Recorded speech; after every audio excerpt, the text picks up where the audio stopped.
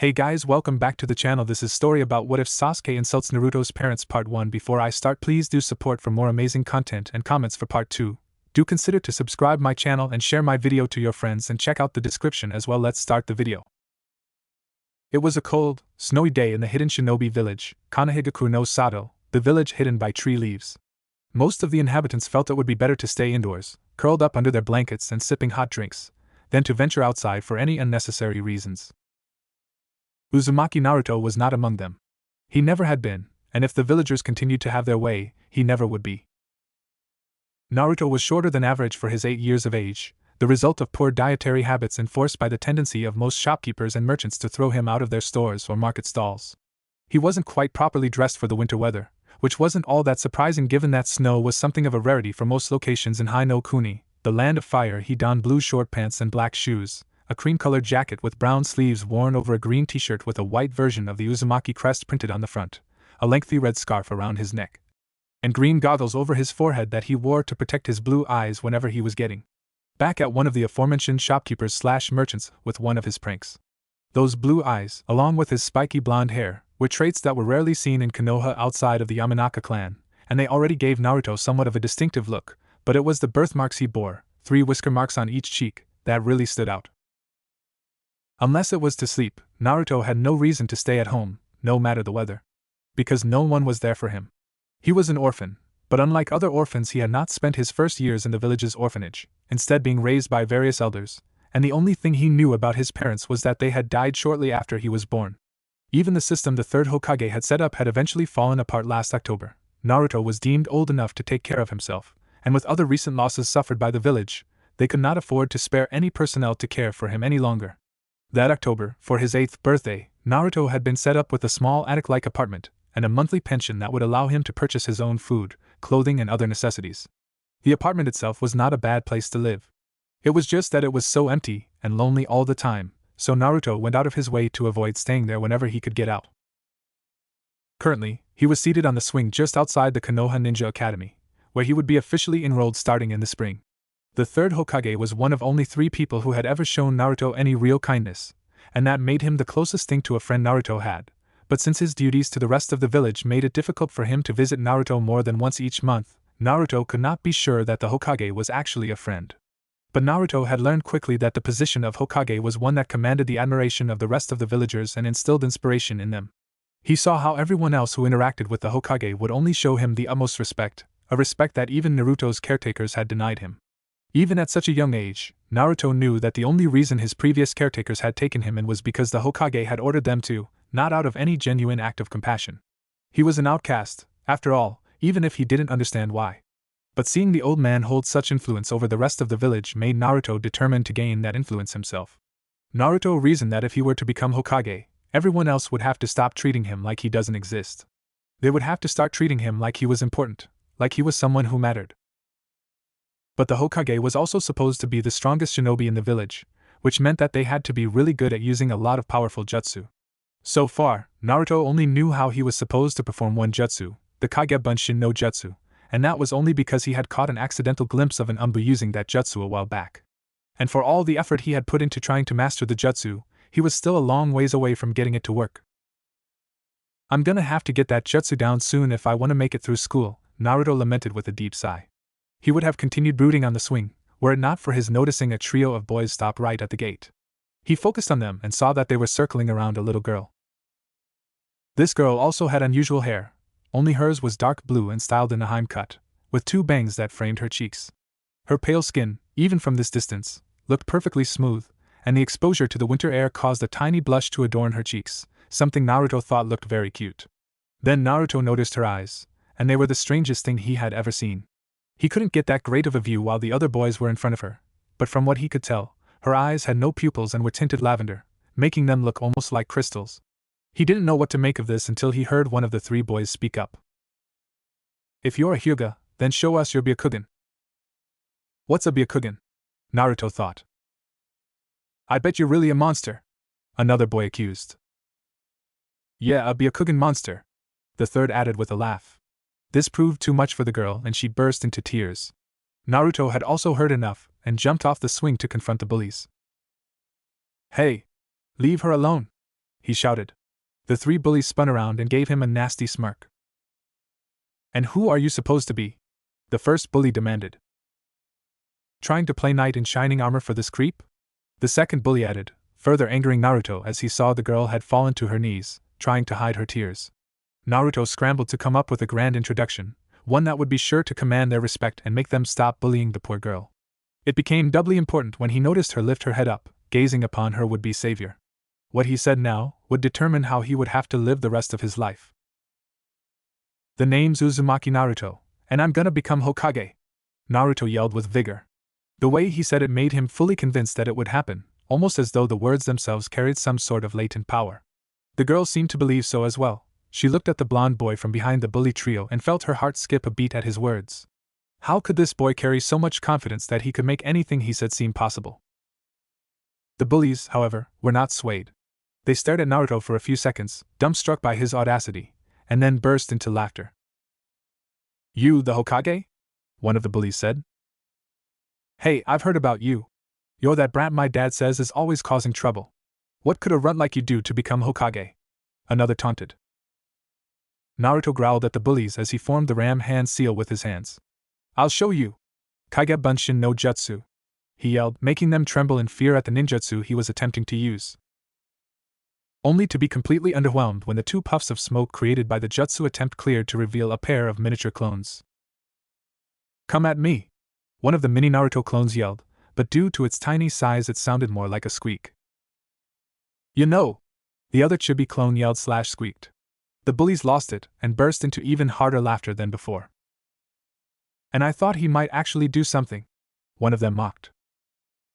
Let's teach this bastard a lesson for messing with us, another shouted, promptly connecting his fist with the face of a Naruto who was too stunned by the failure of his jutsu to be able to react to his attack.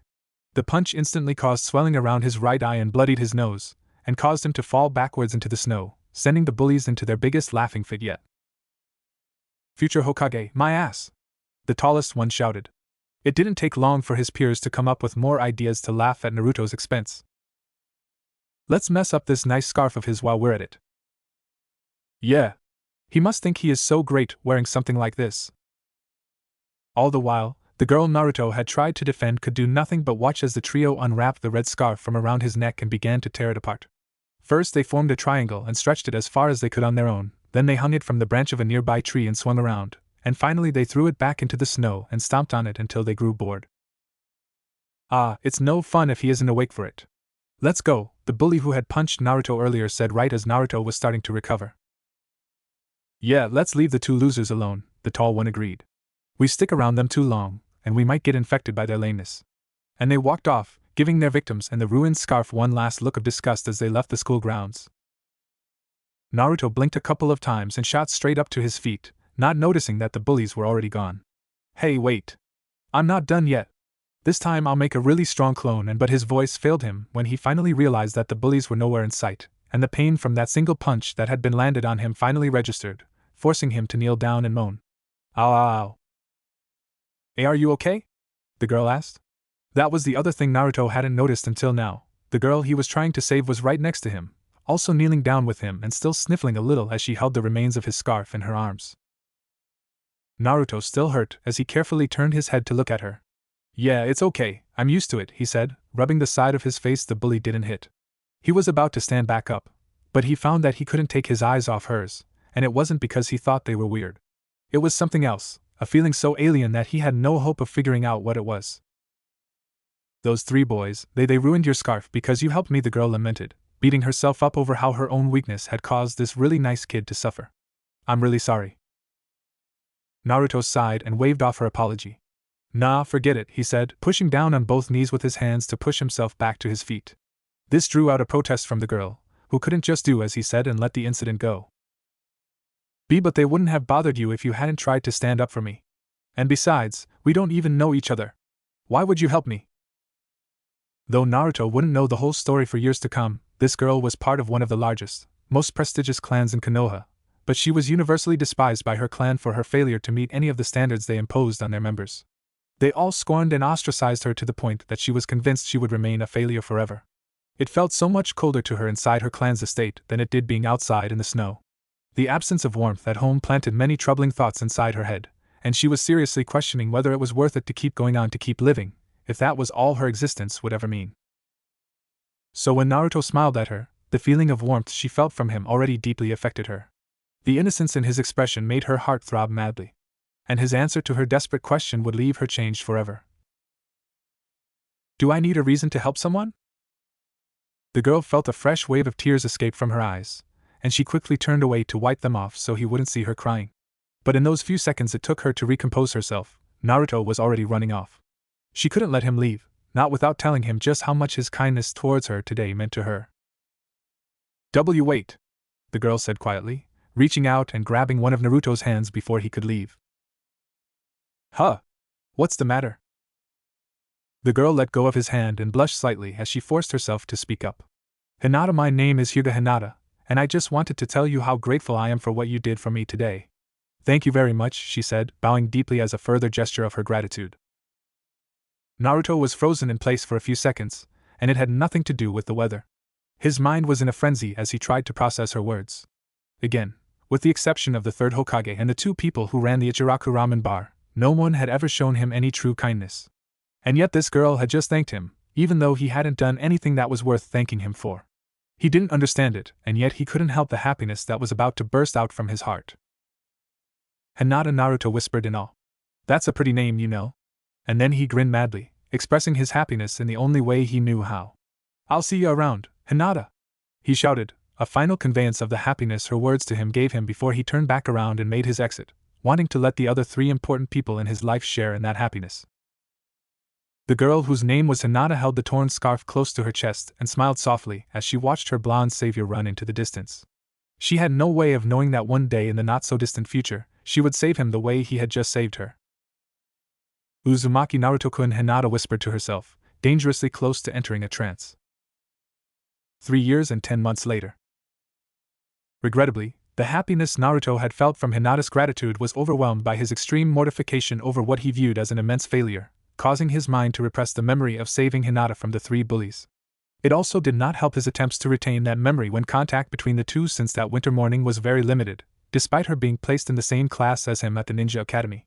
Sometimes, Naruto thought there was supposed to be something there, something that was missing, but it was a thought he never dwelt on. There was always a more pressing matter which required his attention. Today was no exception. Today was the day he would be assigned to a platoon and finally be recognized as a Konoha ninja. It was his next major step on his road to becoming Hokage. In his excitement, Naruto rushed through his morning routine and even skipped breakfast because he was so anxious to arrive on time and find out the team to which he was assigned. And after an incident involving every single one of a certain moody classmate's fangirls, he was eagerly awaiting his teacher's announcement of the team placements. First off, I want to congratulate all of you for graduating. You have all worked hard these past few years to make it this far, but I must warn you that your lives will only become more difficult from here on out, the teacher, a chunin named Yumino Irika who was only 10 years older than his students, announced to the class.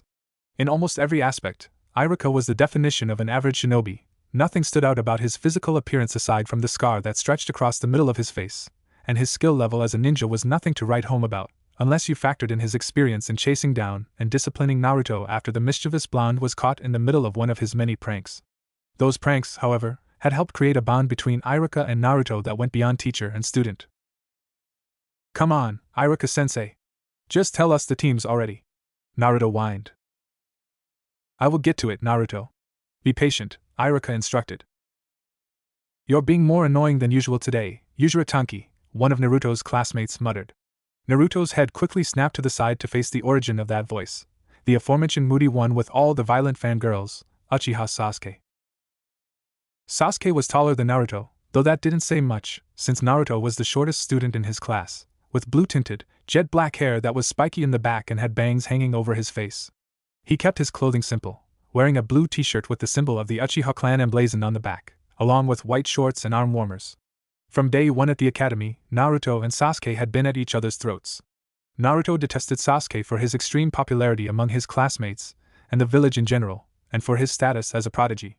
Sasuke had everything Naruto desired, and Naruto had decided after being humiliated in their first spar that the best way to earn that all for himself was to defeat Sasuke decisively and prove his superiority.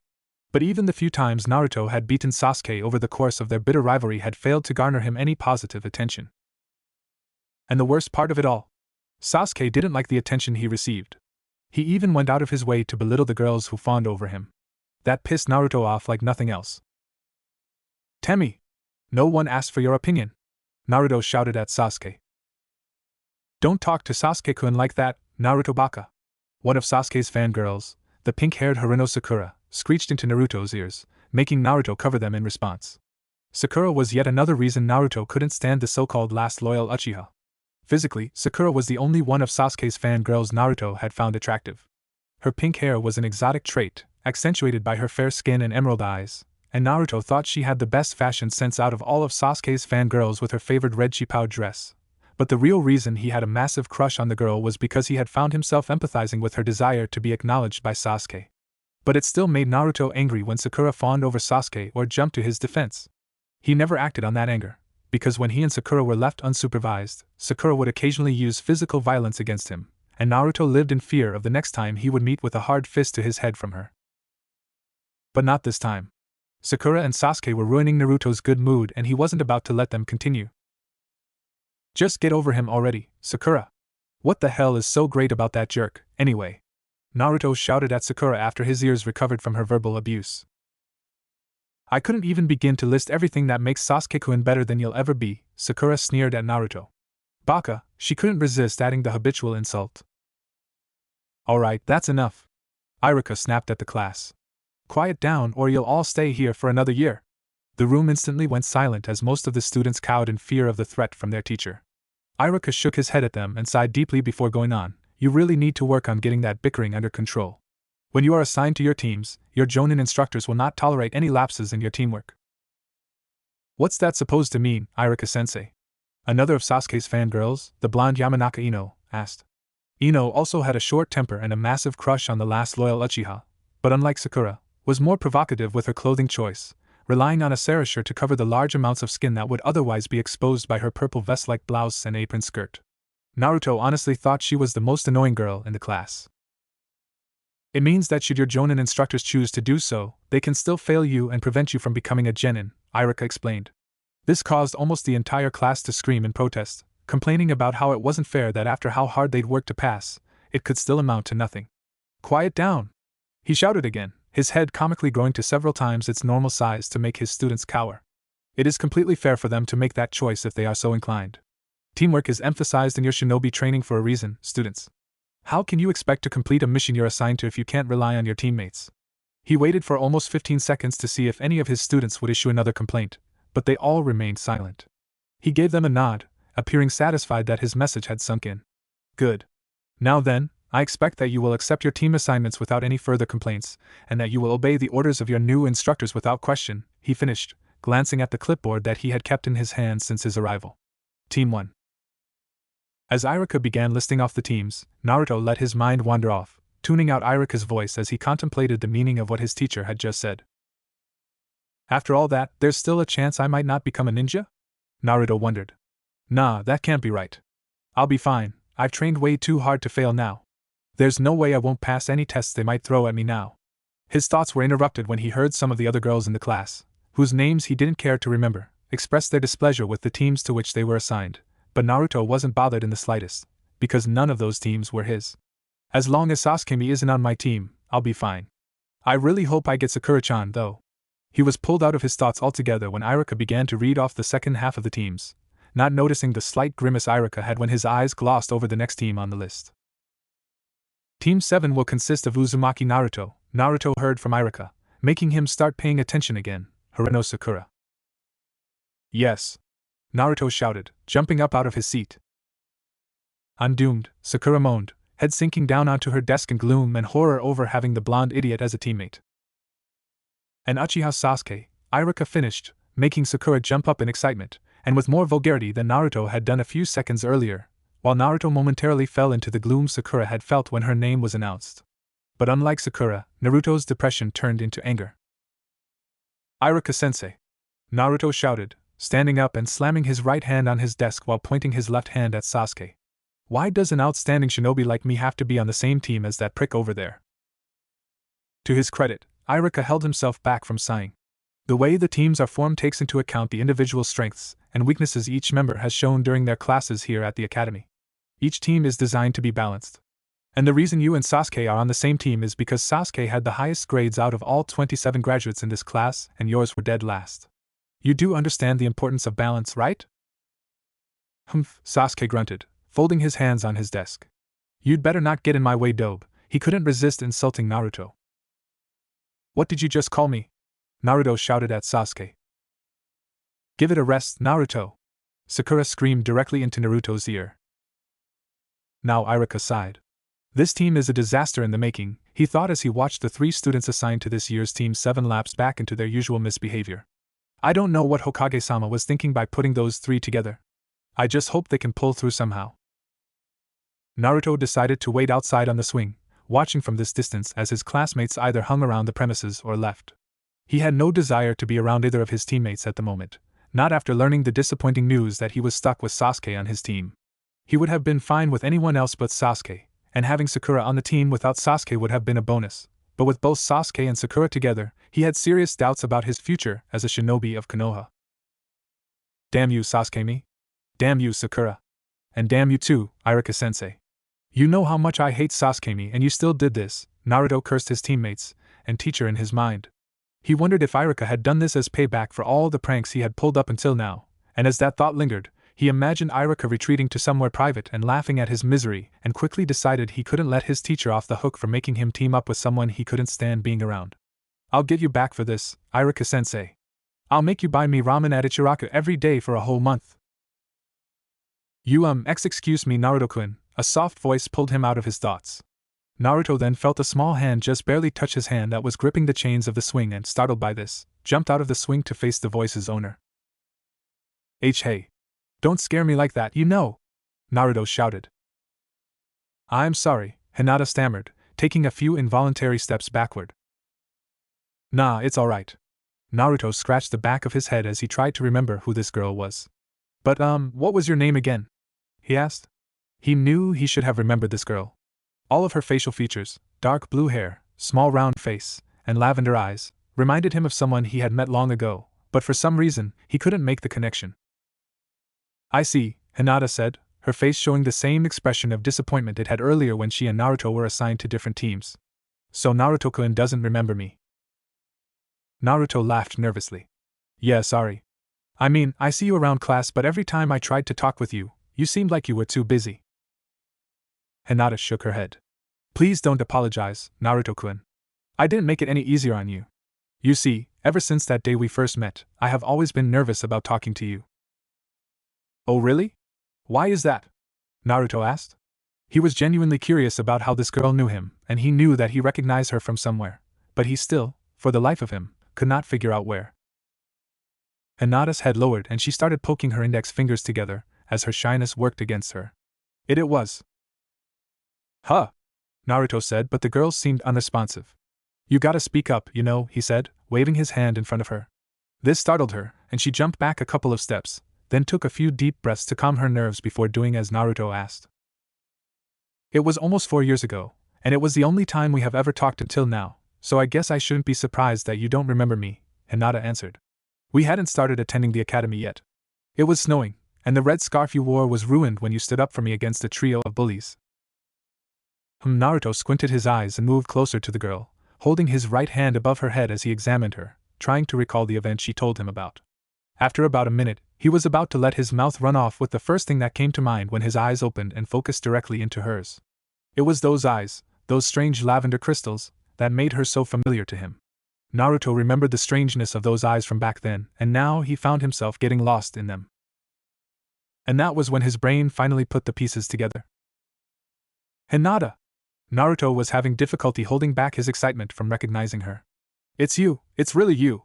He shouted, placing his hand on top of her head and ruffling her hair a little. Hinata, for her part, also had some difficulties with holding back her own feelings.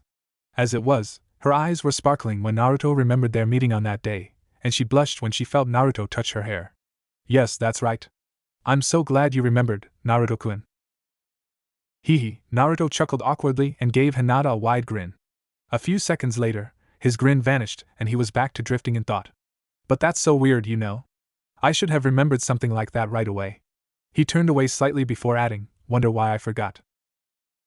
Please do not blame yourself, Hinata said. The important thing is that you did remember me, even if it took you time to remember. Well, either way, I'm sorry. I tried to remember, but after what happened with those jerks, I didn't get to see you much. As I said just now, please don't blame yourself for that, Naruto-kun. If anything, it's my fault. Partly because I was so nervous about seeing you again. Oh yeah, you mentioned that earlier, but why were you nervous? Hinata couldn't answer that question. There were a lot of reasons why she was nervous, and she felt like it would take her several days if she tried to list them all. The most important reason, of course, was the problem she faced within her own home, from her own clan. But she couldn't bring herself to tell Naruto about the pain she suffered in her home, either. Besides, this wasn't about her, it was about him. The reason she had approached Naruto was to try to lift his spirits. It's not important, she lied. Huh. But… Actually, Naruto-kun, I wanted to congratulate you, she interrupted. Huh. Naruto went back to being confused. Congratulate me for what, Hinata? Well, for passing, of course. I was so worried when we took that test this last weekend that you were going to be held back another year. But when you finally succeeded in using that jutsu, the one you tried to use for me the day we first met, and received your Hitaite from Irika-sensei, I was so happy for you. You deserve to be congratulated for your efforts, Naruto-kun. Naruto blushed slightly from her praise as he grinned. Yeah, well, it was obvious I was gonna pass from the start, he boasted. After all, I'm gonna be Hokage someday, believe it? Hinata giggled at his bragging, making his heart skip a beat at how pure and innocent her voice sounded. I do believe it, Naruto-kun, she replied, catching Naruto completely by surprise. No way. Did she just? Naruto stuck a finger in his ear, telling Hinata that he couldn't believe what she'd just said. There was just no way he could have heard her right. He was so used to people dismissing his dream, or only pretending to agree with him just to make fun of him, that to hear someone claim that they believed him, and mean it, no, it just wasn't possible. Hey, are you trying to make fun of me, Hinata? Naruto asked, eyes narrowing at her. Hinata gasped at his response. Her eyes, which had been so vibrant, were starting to dull from the hurt she felt from Naruto's accusation.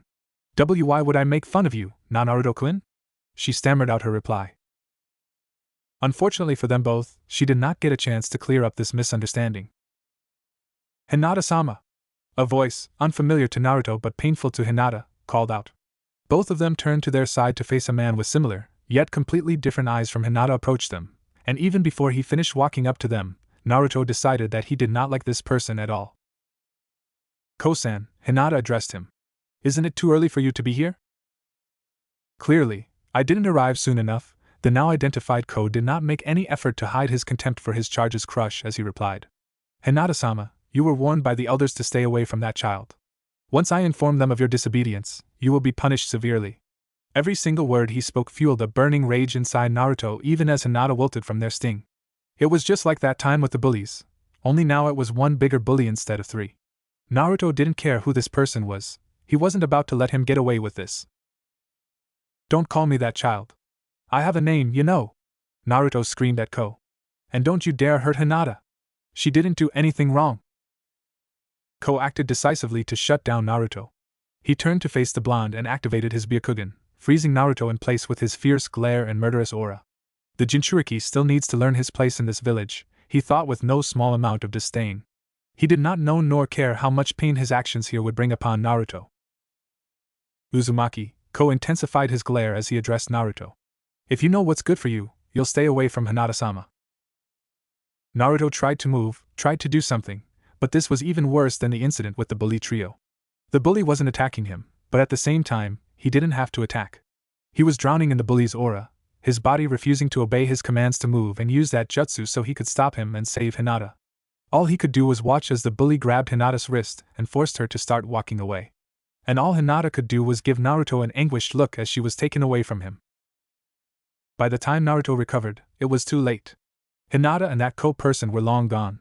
He had lost his first real friend again, and he hadn't been able to do anything to stop it. And unbeknownst to him, or any of the other few people who cared enough to do something about it, his life was only about to get even worse. Naruto sank into a deeper depression than ever as he sat back down on the swing, watching as the rest of the students left. For the second time in his life, he had let himself get lured by the false hope of finally making a real friend, and his mistake reminded him of his eternal loneliness. What made it worse was that somewhere in his heart, he felt like Hinata wasn't pretending to be kind just to hurt him. But someone else had still objected to their friendship. Someone who had the power to make sure she couldn't be his friend. I can't let this get me down though, Naruto thought, trying to shake himself out of his depression. Once I get some ramen in my stomach, I'll feel much better. Then I can figure out what I'm gonna do about this. Satisfied with this, he hopped off the swing and started walking towards Ramen Ichiraku to order himself several bowls of the divine, heartwarming meal. Only to stop and take several steps backward when he saw Sakura sitting by herself on a stone bench to the right of the academy's front gate. And from his perspective, Sakura appeared to be waiting for someone. It wasn't difficult to guess who. She probably thinks Sasuke will come along any moment now. Naruto knew better than to delude himself like Sakura was evidently doing to herself. If Sasuke had told Sakura to wait on him, his intent would have been to make sure he rid himself of Sakura once and for all. That thought gave Naruto an idea. Realizing that Sakura had not noticed him starting to walk out of the gates, he took several more steps backward, hiding behind a tree for extra cover, then made the hand seals required to perform one of the 3 ninjutsu he was taught how to use at the academy, the Henj no Jutsu. A few seconds later, Naruto was enveloped in a cloud of smoke, which quickly faded to reveal a perfect physical copy of Sasuke. Hee. This is my chance to win Sakura-chan over for good, he thought to himself, feeling triumphant as he casually approached the object of his affections, who was now paying full attention to him and smiling widely. Sasuke-kun, Sakura greeted in her usual manner. You don't need to yell all the time, Sakura, Naruto, as Sasuke softly chastised her. Inwardly, he breathed a sigh of relief that he hadn't slipped up and attached the affectionate suffix which the real Sasuke never used.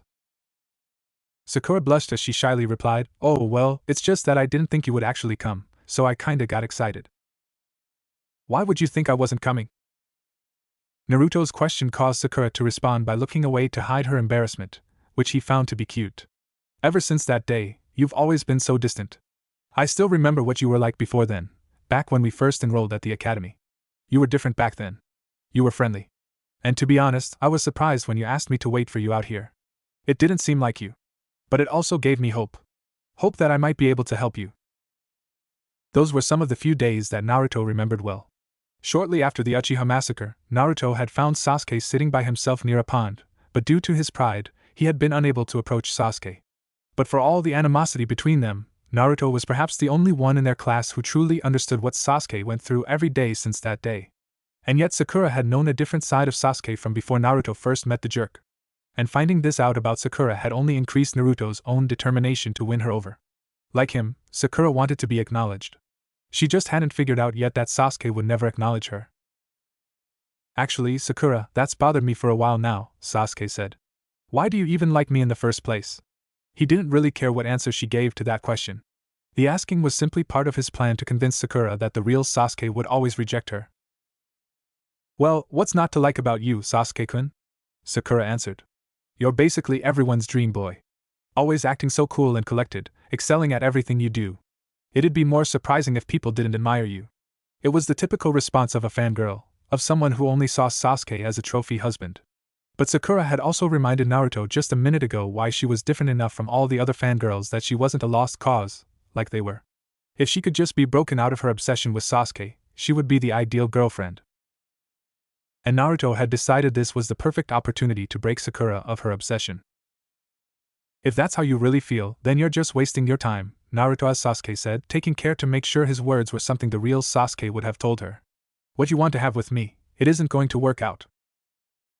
For what seemed like an eternity, an expression of disbelief was frozen on Sakura's face as she tried to register what Sasuke had just told her. Once it sunk in that Sasuke was rejecting her to her face, her thoughts turned to a mixture of panic and outrage. What? Sakura nearly screamed. To be honest, you're not the problem, Sasuke continued, trying to make this fake rejection as painless as possible for Sakura. It's actually me. I just can't be with anyone right now. Sorry. Sakura's face dropped as her mind absorbed those words. Oh. Is that how it is? She asked, and Sasuke nodded. I see. I'm sorry for being such a bother, Sasuke-kun, she added, and was about to get up off the bench and walk home when Sasuke stopped her with his next question. Why don't you give Naruto a chance? Naruto, as Sasuke asked. He may be an idiot, But he's the only boy in the class who actually likes you. I'll never understand why, though. It was supposed to be the perfect plan. Belittle Sakura just as Sasuke would do, in such a way that she would have to take the advice given to her, if only out of spite. But any seasoned shinobi would have known that no plan ever survives first contact with the enemy. In this case, the enemy was Sakura. And she was an enemy Naruto had badly underestimated. Are you kidding me? Sakura screamed, shooting up from the bench and leaving Sasuke stunned with how much offense she took to his suggestion. Who would ever want to go out on a date with him? What makes you think that, Sakura? Sasuke was now demanding more than asking. What do you really think of Naruto? Oh, please. You know perfectly well what I think of him, Sasuke-kun. As you said, Naruto's an idiot. He's always so annoying. Going on and on about how he'll become Hokage someday. He's like a broken record. Does anyone even take that pointless drivel of his seriously? And don't even get me started on his diet. Every day it's always the same thing, ramen, ramen, and more ramen. He's such a picky eater, it's disgusting. Doesn't he know how unhealthy it is to eat so much ramen? Doesn't he know there's other kinds of food he should be eating instead? But no one will even let me buy anything else, Naruto wanted to tell Sakura. But as much as he needed her to understand the truth, as long as she remained fooled by his Henj no Jutsu into believing he was Sasuke, he had no choice but to remain silent and endure her rant. Then when he's training he always messes up, but he doesn't know when to quit. It's embarrassing and quite frankly it's pathetic. Not only that, but he goes around pulling all these pranks on people and starting fights with you, and most of the time he doesn't even get in trouble for it. Sakura lifted her arms up in exasperation and closed her eyes before continuing her rant, but in a softer voice. I guess it makes sense since he doesn't have any parents to give him a normal childhood. Actually, I'm kinda jealous of him for that. Naruto's lucky he doesn't have any parents to tell him what to do. If I tried to pull even a tenth of the stunts he tries, my parents would ground me forever. Then she grew visibly angry again and put her hands on her hips before resuming her shouting. But then again, his parents probably knew what he would turn out like, so they abandoned him on purpose. Would anyone really want to raise someone like him? But my parents are dead, so they couldn't have. Naruto felt like he was drowning in negative emotions. Sakura's rant challenged what little he thought he knew about the family he'd never had. Was she right about him? Was he really so pathetic, annoying and disgusting that no one would ever want anything to do with him? But it was Sakura's next words that would truly shatter Naruto's soul in such a way that the pieces would be nearly impossible to put back together. Honestly, I don't think anyone would miss Naruto if he disappeared. He'll never become Hokage and he'll never have any friends. Why can't he just go away? If there were any pieces of his soul left to be shattered after Sakura finished her rant, Naruto felt them all shattering like the most fragile glass. He had put so much of his efforts into winning her over, yet she truly believed, just like everyone else, that his very existence was an unforgivable sin. Sakura had laid it out for Naruto in painful detail. There was not a single redeeming quality to him. Everything about him was wrong, and nothing he could do would fix that. What did I do wrong, Sasuke-kun? Why are you crying? Naruto hadn't even noticed until Sakura pretended to start showing concern that her rant had brought him to tears. Fearing that he would be discovered now and she would tear through him to break what hadn't already been broken, he turned on his feet and ran away as fast as his legs would allow, leaving Sakura bewildered at what she had said to upset her crush. Naruto neither knew nor cared where he was running. Even if he had tried to look, his vision was too blurry from the unending wave of tears flowing from his eyes. The only thing he knew was that he had to run away, as far as humanly possible, and never look back. Everything Sakura said about him back there made sense, too much sense. All the villagers were actually right to hate him, and there was nothing he could do that would convince them they were wrong. When his legs finally gave out, he fell face first into the dirt, and continued bawling his eyes out. He hated himself for being such a crybaby, having learned a long time ago that no one would comfort him when he felt the need to cry, but he couldn't make the tears stop. There was just too much heartache. Once the tears slowed down enough that Naruto's vision cleared, he realized that he had been crying for so long that night had fallen over Konoha. And furthermore, when he looked down he realized that he had run all the way to the top of the Hokage rock. Naruto quickly scrambled backward. If his legs had carried him just a few meters further, he would have run right off the top of the stone carving of the fourth Hokage's head and fallen to his untimely demise. Naruto took several deep breaths to calm himself, and then hopped down off the cliff and onto the fourth's head, and carefully moved closer to the edge of one of the spikes of the fourth's hair. In a way, it made sense that his natural instincts would bring him here. He had always idolized the fourth Hokage. The fourth had given his life to save Konoha during its darkest hour, the night the Kyuubi no Yoko, nine-tailed demon fox, attacked. It just so happened to be the same night Naruto was born, presumably also the night his parents were killed. That is, if they had actually been killed. So this is how a Hokage sees the world, huh? Naruto thought aloud. From this spot, the highest location in Konoha, he had a perfect view of most of the village below. From the abandoned Uchiha district on the outskirts, haunted by the murders of its residents, to the lit-up and lively market district closer to the center of the village, Naruto felt like he could see everything in the village he called home. And he couldn't help but wonder if the previous Hokage were still able to share the view Naruto had from his seat atop the monument. But I guess I'll never know for sure, he said in his depression. After all, as much as he had wanted to become Hokage, he now knew that his dream was dead. Just as he had come so close to being. Naruto's sight focused on a tiny figure at one of the market stands. He couldn't tell for sure since he was so far away, but it looked like a little kid, and just behind this kid were two other figures who Naruto could only assume were the kid's parents. Yet even from this distance, it looked like they were all enjoying themselves. Like they were all happy. Were my parents like that? Or would they have hated me too? Was I so much of a burden on them that they really just abandoned me like Sakura claimed? Naruto did not know what to believe anymore. A big part of what had kept him going was the hope that his family, had he been able to have a real family, would have given him the attention he needed so desperately. But now all of his hopes and beliefs were broken. Was he nothing more than a mistake his parents shouldn't have made? Had he really grown so arrogant in his misguided belief that someone like him could transform himself into a symbol of leadership and admiration by becoming the Hokage? All he had ever wanted was for people to stop treating him like he didn't exist. He wanted to feel like his existence mattered. He wanted them to let him help them so that he would feel like he was needed. Was that really so wrong? If he was to allow Sakura's hatred of him to decide the truth, then he already had the answer. And if that was really the case, then the only way people would ever acknowledge his existence was if he ceased to exist. This time, he knew it was the perfect plan. If Naruto just went away like Sakura wanted, she and everyone else would be much better off without him. No one would have to deal with his pranks and other nonsense anymore. No one would ever look at him with contempt. They might even go so far as to thank him for finally leaving them in peace. I guess there really wasn't much of a point in becoming Hokage anyway, Naruto thought wistfully as he stood up. I just wanted people to acknowledge me. But now I know that even if I did fulfill my dream, they'd still find a way to ignore me. As he stood at the edge, just centimeters away from falling off and bringing his short and miserable life to an end, a memory flashed before his eyes. For that brief moment, he was back at the academy, receiving an assignment from Irika. If the world were going to come to an end tomorrow, who would you like to spend your last day with? At the time, Naruto had brushed it off as a silly question. There was no way any of the ways Irika had described for the world to end were going to happen. But now that he was facing his own death, he thought he finally understood the purpose of that assignment. He closed his eyes and tried to think of someone, anyone who mattered enough, or more specifically, anyone who felt he mattered enough.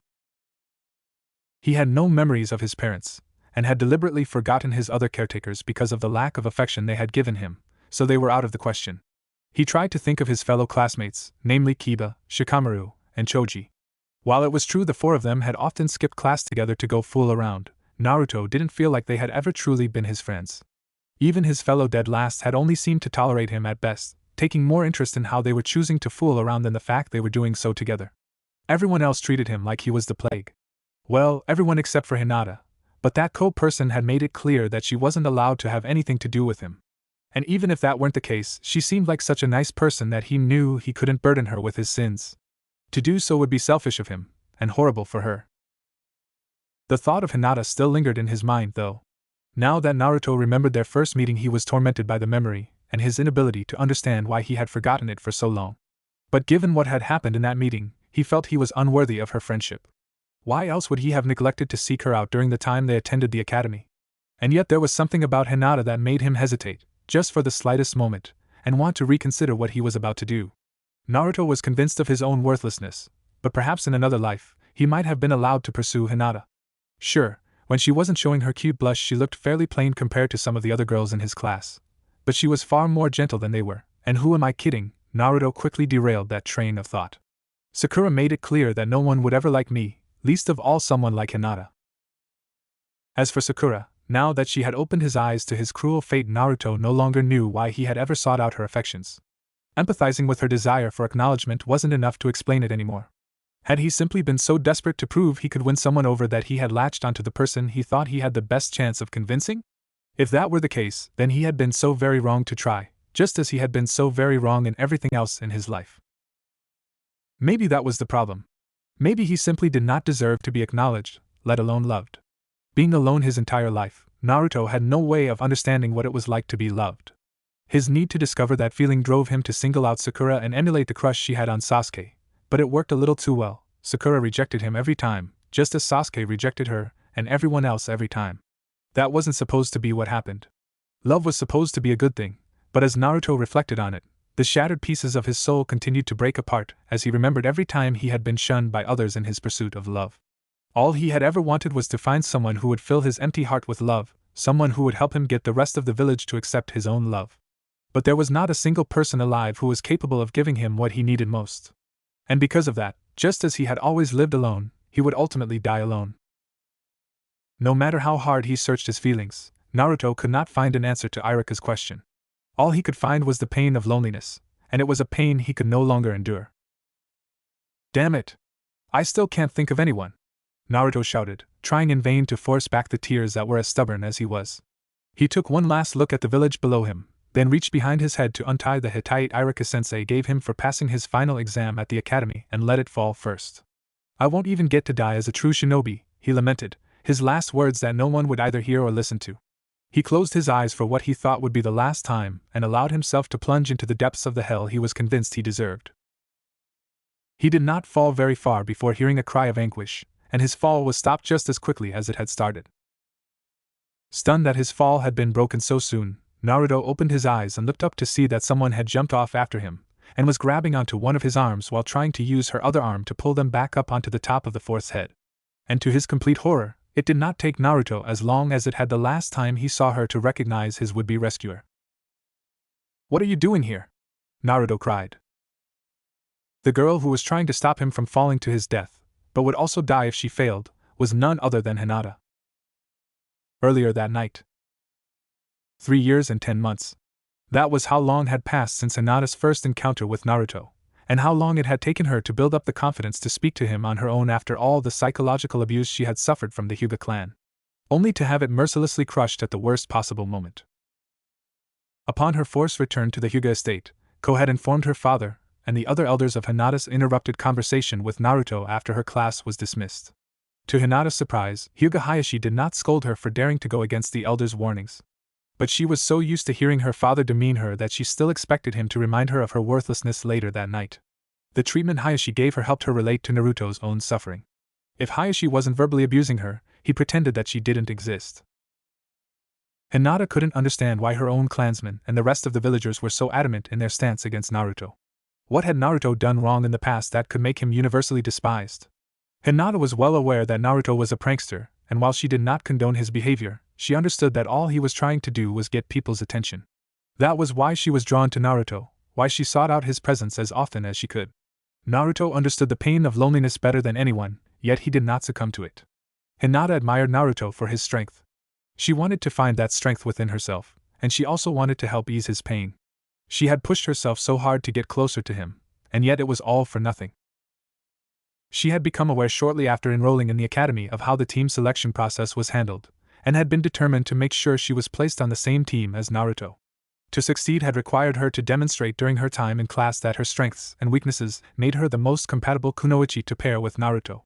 To achieve this goal, Hinata had worked and studied tirelessly to keep her grades up, more for Naruto's sake than for the recognition of her father, who only enrolled her in the academy because she had failed to meet the Hyuga clan's standards and lost her position as heiress. But as she had found out today, all her efforts were for naught. Sakura was the kunoichi chosen to be on Naruto's team, and the decision left Hinata feeling discouraged. But that was not the only reason Hinata was upset. It was not in her nature to lose herself to anger, but the way Sakura treated Naruto infuriated her. The only crime Naruto had ever committed against his pink-haired teammate was wanting to show her affection, but it was a severe enough offense in Sakura's mind that Sakura abused Naruto for it, both verbally and physically. And then there was Sasuke. Hinata could not see what her female classmates saw in the last loyal Uchiha. They all viewed him as cool and collected, obsessing over his natural talent, but Hinata saw through Sasuke's stoic facade and recognized his unhealthy obsessions. Sasuke was Naruto's opposite in almost every aspect, and Hinata could not see anything good in store for anyone who continued to pursue the Uchiha as a love interest. While Hayashi had not scolded Hinata for trying to speak with Naruto, he had placed an increased guard on her to make sure she stayed on clan grounds until tomorrow morning, when she would have to leave for her team assignment. Hinata was forced to wait for them to be called off in order to sneak out of the estate through her bedroom window, and when she did get free, she knew she would have to find Naruto fast, before anyone noticed her absence. She searched everywhere she knew, from her personal observations she made over the many times she had followed Naruto in secret, that he was likely to be found, starting with Ramen Ichiraku, then his apartment, then the academy, and then the third training ground, all while trying to stay out of sight of everyone but the few people in Konoha who weren't hostile towards Naruto. When she couldn't find Naruto at any of those places, she tried one last location, the Hokage Rock. And as she ran up the stairs, scanning the location with her Byakugan, that was when she noticed Naruto laying down on the ground, dangerously close to falling off the edge, but refusing to get up. This brought out a gasp from Hinata, and she tried to run up to him to pull him to safety, but when he started to get up on his own and back himself away from the cliff, she was forced to hide. For several minutes, Hinata stayed behind a nearby tree as Naruto tried to calm himself and walked back towards the edge. She watched with great trepidation as Naruto sat down on top of the stone carving of the fourth Hokage's head. She deactivated her dojutsu and followed Naruto, being careful to do so quietly so he wouldn't notice her and be startled enough to fall off. Hinata wanted nothing more than to call out Naruto's name and lead him back towards her, towards the safety she could provide, but with her confidence still shattered and his being in such a dangerous spot, she was forced to stay silent. Whether it was a blessing or a curse, she completely escaped Naruto's notice even as she made it to the edge of the cliff and started watching him from above. Hinata had secretly spied on several of Naruto's private training sessions outside of class and was well aware of the attitudes he'd frequently display. So she knew right away that something was wrong with Naruto as he continued to sit, appearing to be lost in thought. His head would turn ever so slightly, not enough to catch her in his peripheral vision, but enough that Hinata could notice how his cheeks were wet from tears. This observation only made her grow more concerned for Naruto. This was the first time she had ever seen him cry. And when he started speaking, the anguish in his voice nearly caused her to give away her position. So this is how a Hokage sees the world, huh? Naruto had asked himself before going silent again. Hinata was confused. If Naruto was just thinking about his dream to become Hokage, then she thought that he shouldn't be this upset. Her confusion grew worse when he went on, but I guess I'll never know for sure. Is Naruto-kun doubting that he'll achieve his dream? Hinata asked herself. I should be down there with Naruto to reassure him, not watching from up here like a coward, but her confidence was so badly wrecked that she couldn't even complete that sentence in her own head. She could only watch as Naruto looked towards the market district, physically unable to reach out to him as he fell deeper into a proverbial abyss. Were my parents like that? Hinata's confusion was about to soar at that question from Naruto before he added, or would they have hated me too? Was I so much of a burden on them that they really just abandoned me like Sakura claimed? Hinata covered her hands to muffle the gasp that escaped her mouth. She then started shaking in anger, as she still unwillingly remained rooted to the spot where she stood. Now she knew why Naruto was in so much pain tonight. Sakura had said something that was far worse than her usual insults, and dealt him a greater injury than her fists alone were capable of inflicting. She should have jumped down right then and there, but her legs refused to move. Her own insecurities continued to paralyze her in these critical moments. I guess there really wasn't much of a point in becoming Hokage anyway, she heard Naruto say as she watched him stand up. I just wanted people to acknowledge me. But now I know that even if I did achieve my dream, they'd still find a way to ignore me. Naruto-kun is giving up his dream? Hinata's heart broke for Naruto as she listened to his sorrow, helpless to do what she knew she should be doing. Did Sakura-san really hurt Naruto-kun that badly? Damn it! I still can't think of anyone! Naruto shouted. His voice was filled with more pain and sorrow than Hinata had ever experienced, more than anyone should be forced to endure.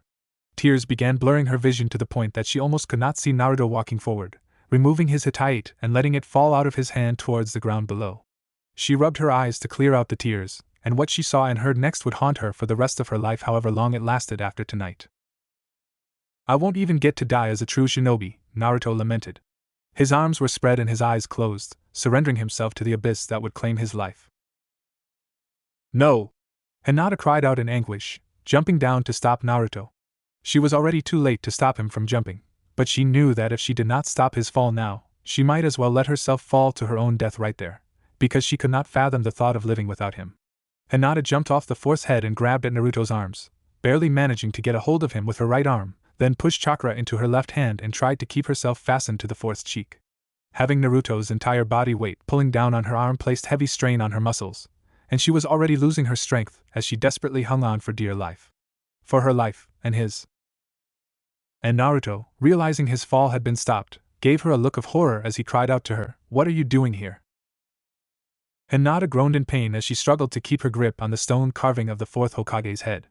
Her legs flailed uselessly as she could not manage to plant her feet on the cheek for necessary leverage, not without allowing Naruto to fall. Trying to keep her grip on him was causing the muscles in her right arm to tear, and she lacked the physical strength necessary to throw him back over the cliff. Naruto himself wasn't making her struggle any easier.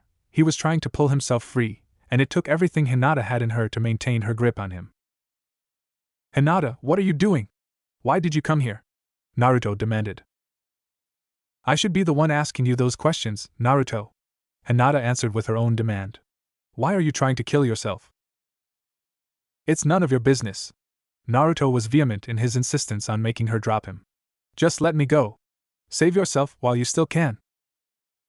But Hinata was equally stubborn in her insistence on holding on to him. "I can't do that. I won't do it," she yelled back, grimacing from the pain racking her arm. It did not go unnoticed by Naruto. Nor did the fact her other hand, the one stopping them from plummeting to their deaths, was scraping against the surface of the rock and starting to leave a trail of blood as his weight pulled her down. "Hinata, this is insane. You can't hold on forever, so let me go." "No." Hinata shook her head violently, and some of her tears landed on Naruto's face. "If you fall, I'll fall with you." "What the hell are you talking about?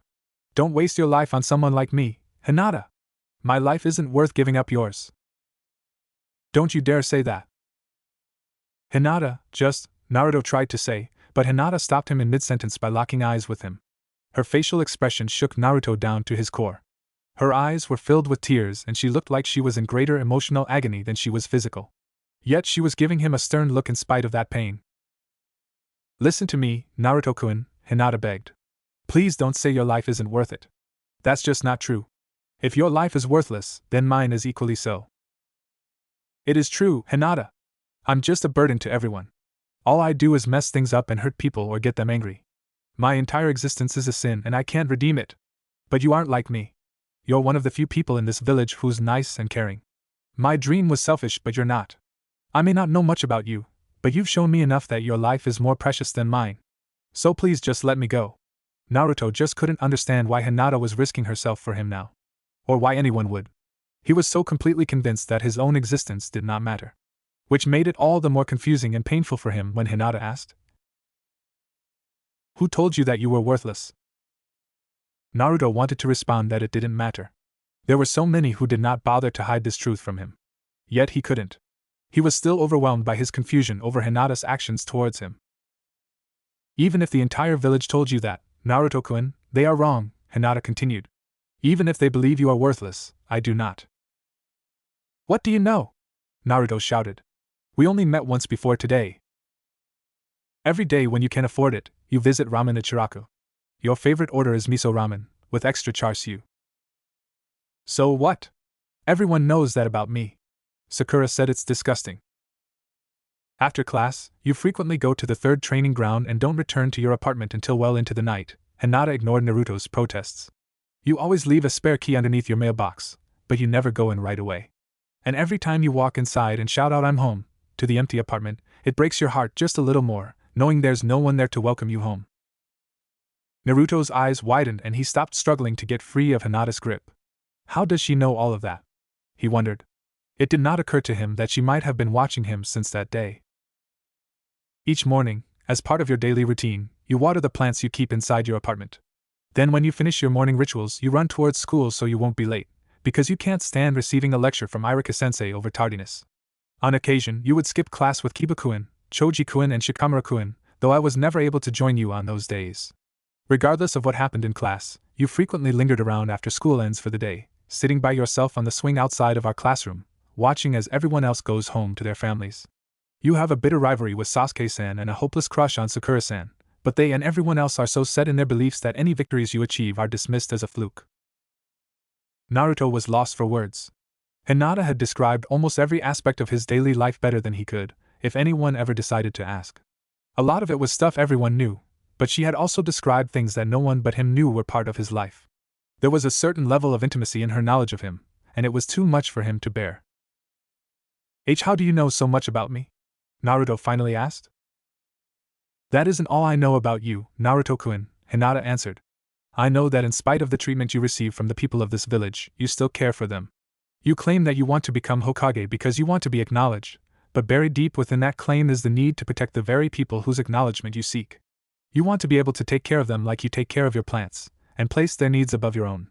Tell me, Naruto-kun. She broke off her speech for a few moments and closed her eyes, and Naruto felt more of her tears land on his face. How is that selfish? How does that make your existence a sin? Naruto found it impossible to believe what he was hearing. Yet he knew Hinata wasn't lying or trying to deceive him, because if she was, she would not have risked her life to save him. Her words resonated deeply within him and brought out feelings he could not describe, because they were so foreign. He wondered if these feelings were what it was supposed to feel like to have someone truly care about him. But why did she care? Even if she was just a good person in general, why would Hinata go so far for him? If Naruto had asked those questions aloud, Hinata would not have been able to provide an answer. She couldn't describe the true extent of her own feelings, but she believed with all her heart that if Naruto were to die, she would not be able to continue living in a world that lacked his warm presence.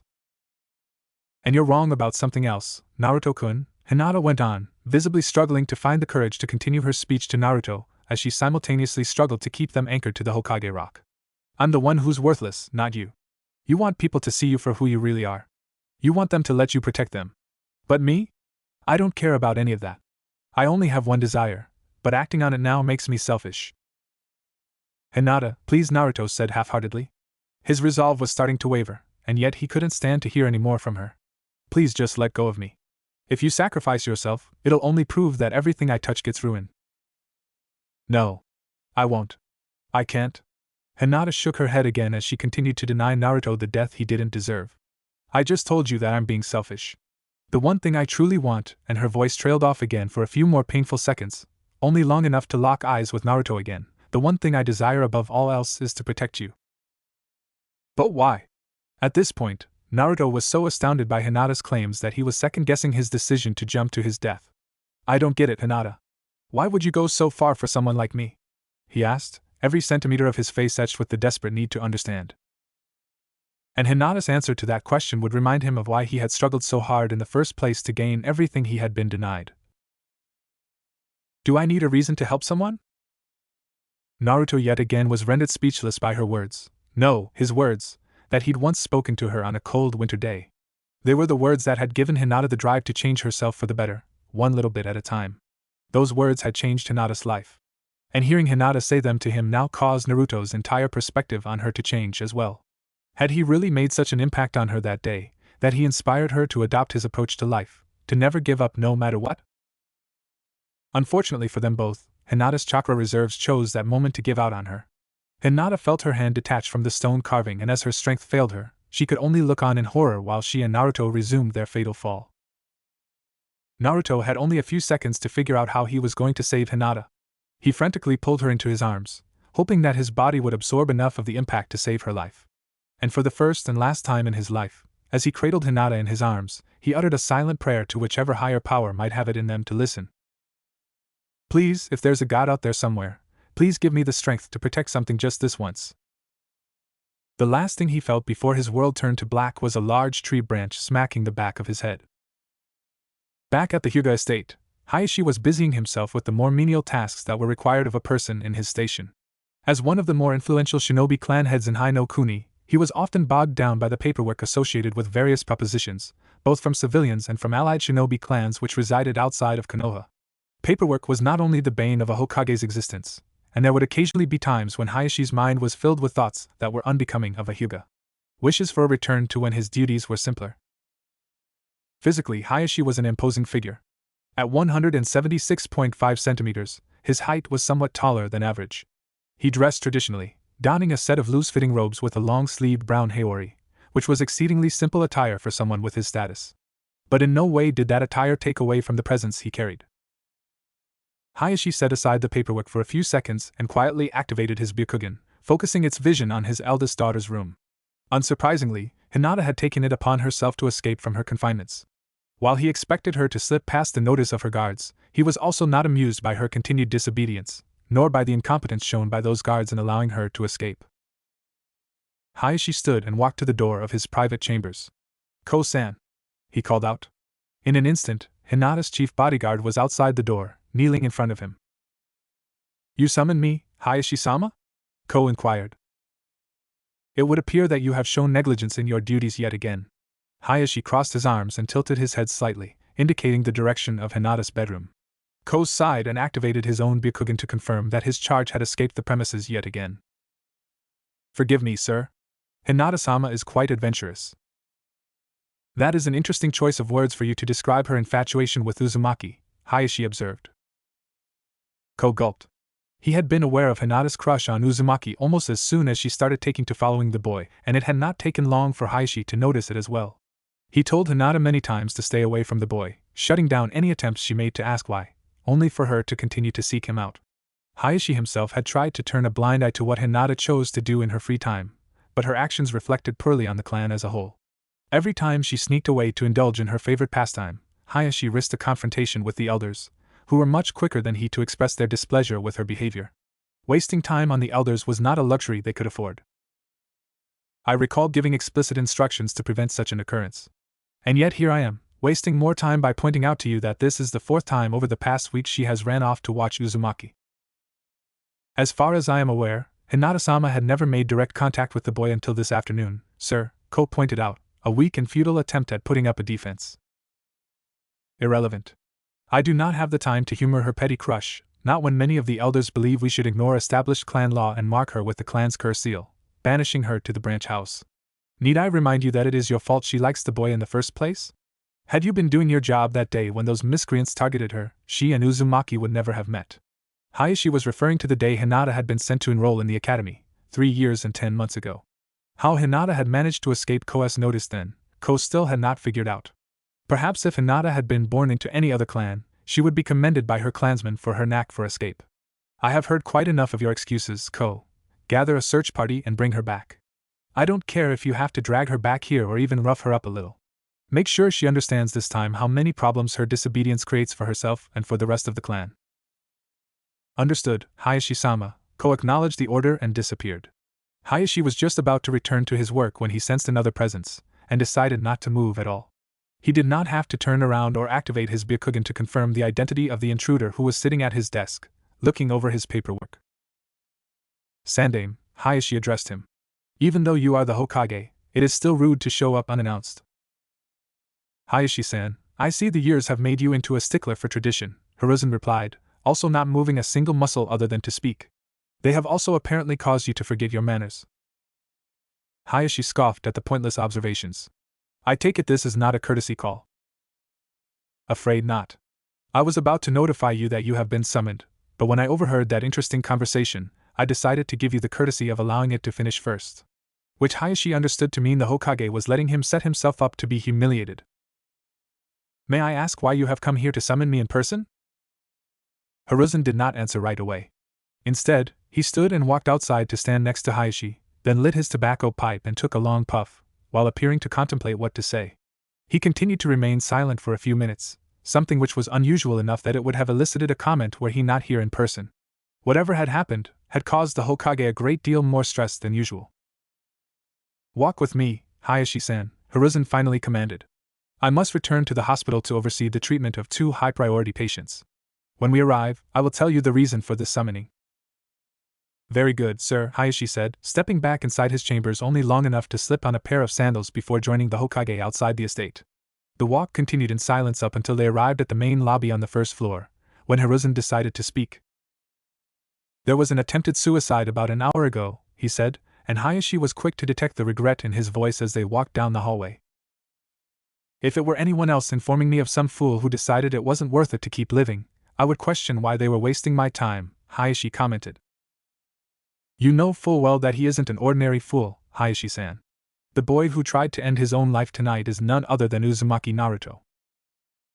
Hayashi's eyes widened a tiny fraction, and the muscles in his face twitched violently. It was the most telling reaction Hiruzen saw from him in this meeting. The Hokage recognized that Hayashi was struggling with what he wanted to say. Words spoken with emotion were not permitted by Hyuga decorum, nor by the social protocols which applied to their conversation. It took 10 seconds for the Hyuga in Hayashi to win out and suppress the emotional response he should have made. It would appear that I overestimated the boy's tenacity. A shame. He would have made a fine shinobi once someone managed to set him straight. Spare me your crude remarks, Hayashi. We both know you don't care about Naruto. Hiruzen tried to provoke the emotional response again, only to be disappointed by Hayashi's next reply.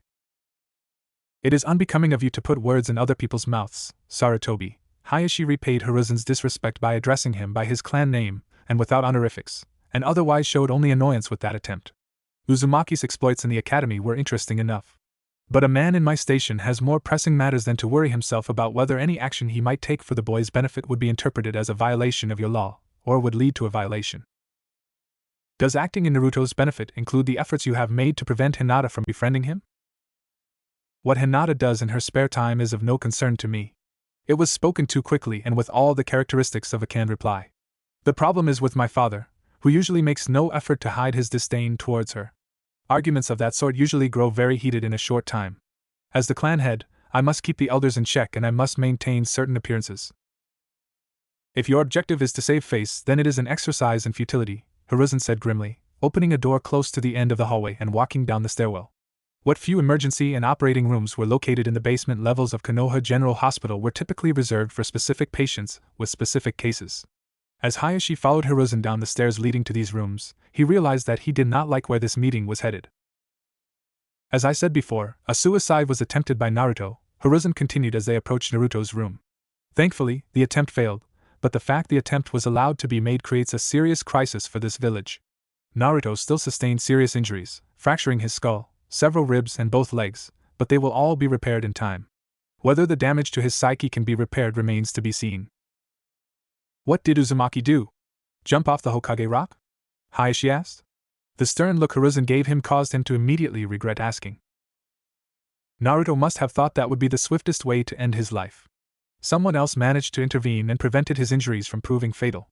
Hiruzen stopped a few meters away from his destination, to increase the emphasis on his next words. Hayashi-san, you claim that your eldest daughter's actions do not concern you. If I were you, I would have retracted that statement before we arrived here. He walked forward to open the door, gesturing for Hayashi to look inside, and sure enough, the first person Hayashi saw confined to the beds was not Naruto, but Hinata. The sight of his injured daughter finally caused Hayashi to lose control over his anger. What the hell was she doing up there? Hayashi demanded. And why didn't you stop me from sending Ko out to locate her? The demand he should have made, but did not have the necessary clout to get away with it, was why didn't you do anything to stop Uzumaki from attempting suicide? When I arrived at the scene, she was huddled over Naruto, screaming out his name. Hiruzen ignored the Hyuga Patriarch's demands. She passed out shortly afterward. Naruto, bless his heart, tried to absorb the impact, but Hinata did not come out of the fall unscathed. She suffered a concussion, broke her right arm and leg, and scraped most of the skin off her left hand. Her physical injuries will heal. But like Naruto, it is unknown whether her mind will recover from this traumatic event.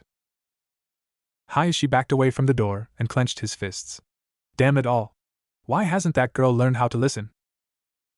Are you saying that because you actually care for her well-being or because you are trying to perform damage control? Hiruzen prodded. It earned him a glare from the Hyuga Patriarch. Why does it matter? Once Hinata recovers, she will return to the estate and resume her duties as a Hyuga. It is a rare occasion when I am caught by surprise, Hayashi. I expected you to disown her after this incident. Regardless, your latest mistake is in assuming that I will permit Hinata to return to your clan's estate after she is released from here. Hayashi intensified his glare as he locked eyes with Hiruzen. Out of all the shinobi loyal to Konoha, Sarutobi Hiruzen was one of only 3 who could get under Hyuga Hayashi's skin like that. Hiruzen, often called the Professor, was renowned throughout the 5 great shinobi nations for his exceptional skill and wisdom, and was one of the few who earned the legendary title of God of Shinobi. Even in his advanced age, there was a reason why he had been called upon to reclaim the position of Hokage after his successor's death. The other 2 were Jiraiya of the Sannin, whose perversions were as infamous as his feats in the 2 major wars in which he fought, and Shimura Danzo, disgraced former member of the Konoha Council and a man Hayashi could not respect in any capacity. Everyone who was unfortunate enough to have dealings with Danzo remained wary of the War Hawk's treachery. Hayashi was well aware of the history between Hiruzen and Danzo. The 2 clashing elder figures had once served as teammates under a platoon led by the second Hokage, and they were said to represent light and shadow. Yet as he stood here now, Hayashi felt that Hiruzen's behavior was more typical of Danzo, with just a hint of Jiraiya's mannerisms mixed in, than it was his own. May I ask what your plans for her are? Hayashi said carefully. I cannot answer that question at this time, because I honestly do not know, Hiruzen said. And Noichi-san will arrive shortly to scan Naruto's mind and discover the cause of this incident, as well as determine the extent of the damage to his mind. Afterward, Naruto and Hinata's Jonin instructors will be briefed on his findings. Only then will I come to a decision on what role Hinata will play in Naruto's recovery, and which information you need to know in regards to my decision. He resisted the urge to light up his pipe again as he analyzed Hayashi's inner thoughts. Do you have any problem with this? I will again point out that you said, what Hinata does in her spare time is of no concern to you. With all due respect, Hokage-sama, it is dangerous to meddle in clan matters. The elders will not be the only ones who will be displeased to learn that you have stepped in. Frankly, I don't give a damn. This stopped being a clan matter when Naruto made the choice to take his own life. As it is now an issue of village security, I will be taking most of the responsibility for how it is addressed. If you handle your end correctly, it may even reflect positively on your clan's reputation. Hayashi closed his eyes for a moment to consider the scenario as described by Hiruzen. With the Hokage becoming personally involved, the elders would not be able to abuse their standing in the clan to demand answers. Hiruzen had also hinted that there was a possibility his response would include emancipating Hinata from the clan, which would relieve Hayashi of any responsibilities towards her, eliminate the threat of the elders going against clan law and branding her with the caged bird curse seal, and possibly give her a chance to live in happiness. Provided everything played out in just the right way, it was a win-win. But the incident which brought this on didn't make any sense whatsoever. Why would Uzumaki try to kill himself? Hayashi whispered. And just after graduating from the academy? Hiruzen neglected to answer right away, instead closing the door to the room where Naruto and Hinata were recuperating. And Hinata has never been subtle when it came to expressing her feelings for the boy. There is no way this can be a coincidence. Hiruzen turned back to face Hayashi, and for the first time in years, the third Hokage's eyes were burning with righteous anger. It would be in your best interests to instruct the rest of your clan to cease their alienation of Naruto immediately, he spoke in a tone that left no room for any answer other than complete obedience. I have yet to confirm all of the relevant details, but shortly after Irika dismissed his students today, Hinata attempted to congratulate Naruto for graduating, only for Ko to step in and reprimand your daughter for speaking with the boy, displaying a powerful killing intent towards him. His actions will require a steep punishment. As you know, the laws I put in place to protect Naruto from the hatred of his fellow villagers have failed to work as I intended. His peers have largely taken after their parents and shunned him, and he has not been able to make even a single friend. Today should have changed that. Today, Naruto should have made his first real friend, but she was cruelly taken away from him for no justifiable reason. Take the rest of the night to think on that, Hayashi. You are dismissed. As Hayashi walked away, he clenched his fists harder, making no attempt to hide his fury. This was nothing less than a complete humiliation for him. But once he returned to the estate, a certain bodyguard was going to pay dearly for his role in this catastrophe. Hiruzen sighed deeply as Hayashi stewed in his anger during his departure. He could still remember a time when the Hyuga clan's head would have shown the concern any father should when learning his daughter was seriously injured. Hiruzen knew he was partially to blame for why Hayashi had turned cold. He had fallen victim to the Raikage's blackmail and allowed the Hyuga clan to sacrifice Hayashi's twin brother after the clan head had foiled a kidnapping attempt against Hinata on her third birthday and killed the would-be kidnapper, who just so happened to be the head ninja of Kumogakure. Coupled with the loss of his wife a few years after the so-called Hyuga affair, and it was little wonder why Hayashi became the way he is now. And there was nothing Hiruzen could do to address the issue of Hayashi's broken soul. For now, all he could do was try and mend the damage to the two souls in the room in front of him. A few minutes passed before the sound of footsteps was heard again coming from the staircase leading to the ground floor. Hiruzen did not have to avert his gaze to know that the other clan head he'd summoned had arrived. Thank you for coming on such short notice, Inoichi-san, Hiruzen addressed the new arrival. You summoned me, Hokage-sama, came the reply from one Yamanaka Inoichi. But the message your umbu left was vague. Could you kindly explain to me why the summons was so urgent? You'll find out as soon as you walk through that door. But I must warn you, you will not like what you see inside. Hiruzen opened the door and walked inside first. When Inoichi followed, he was immediately and deeply disturbed by the sight that awaited his eyes. Hinata had been stripped of her regular bulky outfit and was covered only by a thin green hospital gown along with bandages that were wrapped around most of her body, and blood had soaked through some of the wrappings. Her right arm and leg were encased in bulky white casts and were suspended above the bed by numerous wires affixed to the ceiling, and intravenous drips were inserted into her left arm, replenishing lost blood and keeping her hydrated. As for Naruto, he looked even worse. Both of his legs were also in casts and suspended above the bed, and the rest of his body, including his head, was covered in bandages and stitches, with only his face and a tiny spot on his left arm for 4 drips left exposed to the air. What on earth happened to them? Inoichi asked, clearly horrified by the sight. He was more horrified when Hiruzen flinched from the question before shaking his head. Naruto tried to kill himself by jumping off the Hokage rock, Hiruzen said in a somber tone. Regrettably, I was caught in an important meeting with the daimyo's wife at the time the incident occurred and was not able to keep surveillance on Naruto through my crystal ball. By the time the meeting ended, he had already made the jump. Hinata was the only person who knew what was happening and tried to stop him, only to receive injuries that are almost as serious as his. But had she not intervened when she did, Naruto would not still be alive. Inoichi snapped around to glare directly into Hiruzen's eyes. It's no wonder Hayashi-san was so unsettled when I passed by him on my way here. Shijimi Dano is not held in high regard by most of the clans in this village. And if that is your... Take great care in what you say next, Inoichi, Hiruzen warned the Yamanaka clan head. Inoichi sighed and blinked several times. The very idea that Naruto would be allowed to attempt suicide, and that a civilian, no matter how important that civilian was to the village, could have been at least partially responsible for the absence of surveillance on Naruto. There were no words to adequately describe Inoichi's frustration with the Hokage. And he was left without the option of expressing that frustration. What you just told me doesn't make any sense, was all that Inoichi could say. Why would Naruto do this? Hiruzen again resisted the urge to light up his tobacco pipe for stress relief. Hayashi-san asked the same question before I dismissed him, Inoichi-san. That question is why you are here. We are short on time and need answers as quickly as you can find them. Naruto has never shown any signs of experiencing suicidal thoughts. His mind was abnormally resilient in the face of the neglect he suffered his entire life. But tonight, Naruto proved that even he had his limits. Go inside his mind and find out what pushed him past those limits. Despite the urgency in the Hokage's voice, Inoichi not only failed to immediately comply with the order, he actually took a step backward. Hiruzen was about to repeat his order when he saw the same thing in Inoichi's eyes that he had seen earlier in Hayashi's. Specifically, an unspoken demand.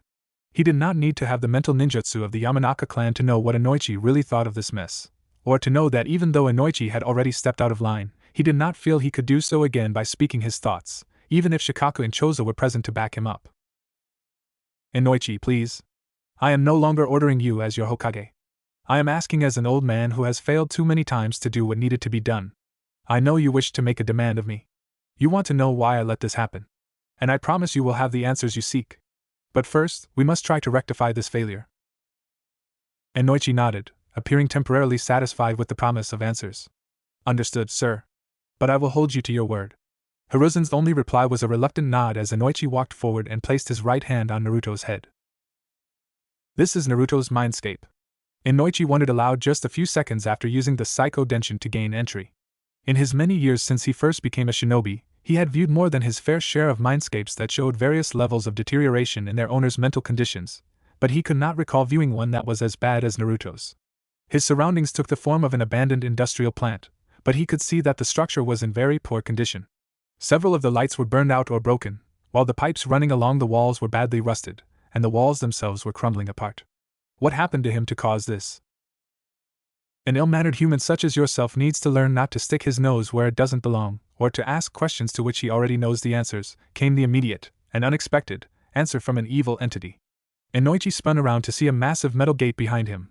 Locked within a foot bearing the kanji for seal behind it stood a colossal orange fox with sinister red eyes, ears that resembled a rabbit's, and human hands instead of paws. 9 large tails were waving behind the creature, and it bared all of its teeth at Inoichi. But Inoichi stood his ground against it. The only being here that doesn't belong is you, 9-tailed demon fox, Inoichi said, a clear statement of challenge. Yondaime should never have sealed you inside Naruto. He should have taken you with him into the Shinigami's stomach. The Kyuubi, the creature that had nearly destroyed Konoha when it was released from its former container over 12 years ago, snorted at Inoichi's defiance. Your feeble attempt to take the moral high ground disgusts me. You humans are commonly consumed and corrupted by your lust for power. You think nothing about trying to bring superior beings to heel and steal their power for yourselves, and even less of who among your kind you have to sacrifice to control that power. What gave you the gall to appear here? What sacrifice do you demand from me or my pitiful container? Inoichi's breath hitched slightly from the Kyuubi's guttural voice. He, like most of the adult population of Konoha, had witnessed the Kyuubi's attack on Konoha and knew full well about the monster fox being sealed inside of Naruto, and he had a high enough standing in the village that he was privy to more than the basic details of that night. But the creature's imprisonment inside Naruto made it risky for Inoichi to enter Naruto's mindscape, so he did not believe he would see the Kyuubi again. And while he remained in the creature's evil presence, he was finding it increasingly difficult to stay calm. You are trying to reassure yourself that your mind is safe, the QB observed. Your thoughts ring loudly in my ears. Understand this. Your attempts to delude yourself into a sense of security are futile. I know the mechanics of the seal that keeps me imprisoned inside this pitiful child better than even that accursed Yondaime Hokage, who created the seal that keeps me here. And because of the brat's stupidity, the seal has weakened. I have bid my time since the moment I was sealed away, waiting for my opportunity to escape, and now it is so close I can already savor the taste of freedom. Where is Naruto? Inoichi demanded, filing away the QB's allegations to bring up to the Hokage later. The QB was less than impressed by him recomposing himself in the face of its attempts to cower him into fleeing. Don't pretend that you care about the kid. He is just a weapon to you, and a useless one at that, seeing as he has lost the will to live. The fall from the monument your village made to your wretched Hokage may not have killed him, but he will soon die regardless. Tell me where he is. Inoichi repeated his demand. The QB did not answer, but Inoichi received one anyway, but not like he had expected. He heard another voice behind him, murmuring something incomprehensible, and snapped around towards the back of the plant to investigate. He sprinted for what his mind perceived to be a distance of roughly 20 meters when the source of the voices became visible, and the sight he beheld ranked among the most horrific things he had seen in his life. Dear God, no. Naruto was sitting against the wall, legs pulled up to his chest, almost in a fetal position. The water underneath him had turned black, like spilled ink, and sections of the walls around him in that section of the mindscape had weakened even more than the rest of the plant, some of them having even collapsed entirely. Where those walls should have been, Inoichi instead saw a purplish void. He could only conclude that this was the innermost part of Naruto's mind, the part where he suppressed his darkest memories and feelings. If the deterioration were allowed to progress any further, Inoichi knew that Naruto's mind would collapse entirely. As Inoichi ran closer to Naruto, the scene took yet another turn for the worst. Numerous ghost-like silhouettes manifested and surrounded the boy, whispering words that were unintelligible to Inoichi, but clearly contributing further to Naruto's already dire psychological state. These images had to be representations of the many villagers who had shunned Naruto over the course of his childhood. No, stop it, Naruto moaned weakly. Leave me alone, please, just leave me alone. Inoichi wasted no time in rushing towards Naruto and grabbing his shoulders, trying to bring him back to his senses. Snap out of it, Naruto! He yelled. Those images aren't real, so don't let them torment you. Naruto seemed to be able to recognize that he was speaking and looked up at him, and the expression in the boy's eyes caused Inoichi to flinch. His blue eyes were missing their pupils and his face had lost most of its color, giving Inoichi the impression that he was staring into the face of a ghost. Have you come to hurt me too? Naruto asked, his voice also devoid of life. What? No, Naruto, I'm here too. Please kill me, Naruto interrupted Inoichi, grabbing onto one of the Yamanaka clan head's arms. Please just kill me so I won't hurt anyone anymore. Please. I promise I'll be good. I promise I won't cause any more trouble. Inoichi recoiled from Naruto's words. It wasn't until he tried to move again that he realized he had not done so voluntarily. His confusion soared as the silhouettes began to disappear, only for another one to approach. He tried to reach out and pull Naruto away from the silhouette, but only found himself being pushed back farther. What the hell? Did Naruto's mind just repel me? Inoichi tried to move forward again, but was frozen in place as the new silhouette glowed with a brilliant white light and wrapped its arms around Naruto. For the briefest moment, Naruto's expression changed, seemingly finding some measure of comfort in this new presence's embrace. And in the next moment, both Naruto and the ghost vanished. Shaken by what he just witnessed, Inoichi marched back to the QB's cage and slammed his palms against the metal bars. What did you do to Naruto? He screamed at the QB, only for it to roar back with enough force to push him backward. You forget your place in this world, human. I have, thus far, done nothing to push my jailer over the edge. But I cannot say the same for you, the monster fox said in disgust. Stop being vague and speak clearly. The obvious is always elusive to your kind. You humans are the most pathetic species to inhabit this earth. You never own up to your own faults and choose instead to pin the blame on others, selecting the targets for your blame based on personal convenience. Your history shows time and time again that those you curse to host entities such as myself bear not only the hatred of the entity they contain, but the people whose protection is only secured by the sacrifices you force the accursed to make without their consent, and all without the decency of telling the chosen sacrifice why they must bear the hatred of their fellow humans. Your village is responsible for condemning this boy to an eternity of loneliness and misery. You forfeited the right to act self-righteous the night you allowed him to be set on this path. And if we are going to be honest, if I was capable of feeling anything other than hatred or apathy towards humans, I would almost feel sorry for the kid. Inoichi clenched his fists as he absorbed the Kyuubi's message. Loath as he was to admit it, the fox was right about him, and making this admission caused him to submerge himself in a sea of regret. Inoichi was one of the rare few adults in Konoha who did not hold any ill will towards Naruto for the burden the boy carried, but like everyone else in Konoha, he had chosen not to make any attempts to improve Naruto's life. He had done nothing to act against Naruto's ostracizing by the village at large, and through his inaction proved himself just as guilty of their sins against the boy. Yet Naruto had somehow endured the pain from those trespasses and kept fighting to change the way he was seen by the village. And the Kyuubi's rants about human nature failed to provide Inoichi with an explanation for what drove Naruto to suicide. I was witness to the atrocities you committed during your one night of freedom, and while I did not happen to witness the greatest atrocity of them all, I am still aware of the burden Yondaime placed on Naruto that night, right after he was born, Inoichi said carefully. And I am fully aware of how my complicity has contributed to the strife Naruto faced during each and every one of his waking moments. But while I do not know Naruto personally, which is something I now deeply regret, I know that he would not just give up on living unless someone or something pushed him to his breaking point. So I will repeat my question as many times as it takes for you to answer truthfully. What the hell did you do to Naruto? For a few seconds, the mindscape went completely quiet. The Kyuubi stared curiously at Inoichi, contemplating whether it would be easier to rid itself of the Yamanaka's unwanted presence by continuing to acquiesce to his demands. But just dwelling on the thought made the creature lash out in malice. It gripped the bars that kept it separated from the human presences in its domain and let loose a great roar which carried away some of the rust on the walls and caused the water to retreat. Pointless, meaningless confessions, it declared, choosing yet again to ignore the Yamanaka's demands. Even now, you would leave the kid to fend for himself. Should I satisfy your demands and tell you the reason he is so desperate to kill himself? Once you have had your way and sent him back to that attic, that is a sorry excuse for a home. The first moment he finds himself without supervision, he will seek out another means of ending his life. And while you only have contempt for my opinions, you would be better served by putting the kid out of his misery yourself. Killing him now will be the first and only time your village ever showed him mercy. Inoichi gritted his teeth. He didn't expect an entity like the Kyuubi to cooperate, but he was running out of options and Naruto was running out of time. The deterioration of Naruto's mindscape was truly alarming, and Inoichi knew that if a massive, collective effort by Konoha's elite was not made to reverse it soon, Naruto's mind would be lost. So he did the only thing he felt he could do. And it only worked because the sheer rage he felt from the Kyuubi's constant accusations took it by surprise. Shinranshin no Jutsu! Inoichi shouted after forming a non-standard seal with his hands. The Kyuubi, despite its much stronger will, was caught in the jutsu and rendered immobile for a few seconds, which was just enough time for Inoichi to force it to perform a single action. Inoichi used those few seconds to bring the monster fox crashing down onto the floor, leaving it stunned by its temporary loss of control. If Naruto dies, I swear I'll make sure you are sealed away in a place where you will never see the light of day again. You'll be buried so deep that your existence will be lost to the pages of history. The current generation will only know of you as a bedtime story told to frighten them into good behavior. Future generations will never again be burdened with the knowledge of your existence. The Kyuubi roared louder than it could care to remember, roaring over the past 900 years plus of its existence.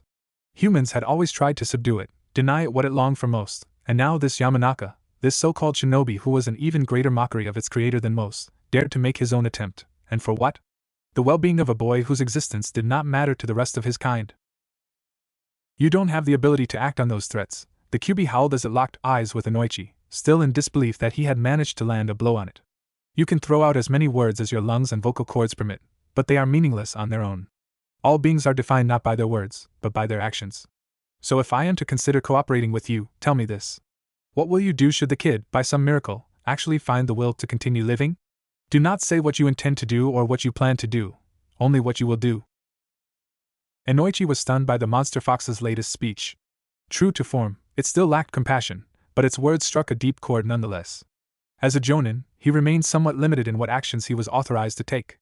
But even without that limitation, was there really anything he could do to make Naruto regain the will to live? Anything that would also convince the fox that he would keep his word? It is as you said, I could waste all the words in our language expressing my intentions or laying out my plans, but none of it would matter. The most I could do on my own is attempt to stop the deterioration of Naruto's mind from progressing any further, Inoichi admitted, bowing his head.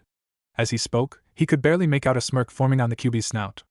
But while it may be beyond my ability to help Naruto start the healing process, I know there is one person in this village who has that ability, he declared, lifting his head to stare down the Kyuubi in a show of defiance. Someone who can become his pillar of strength. Naruto will live, regardless of whether or not you choose to help him. Bikubi's smirk vanished as Inoichi's words sunk in. This nonsensical drivel was just about what it had expected to hear, and yet it could sense that something had changed. For once, it had come across a human who was actually sincere. That this sincerity would come from one of the Mindwalkers, one who was guilty of the worst perversion of its creator's forgotten teachings, made it even more unthinkable. So you do have some backbone, which is more than I can say for most of your kind, it grunted. Because of that, I will yield to you this one time. But after I show you what happened to the kid, you will wish you had not dared to trespass in his mind. Now come here. The fox stuck one of its hands out through the bars. Inoichi only obeyed its demand to walk towards it because he was able to recognize its submission.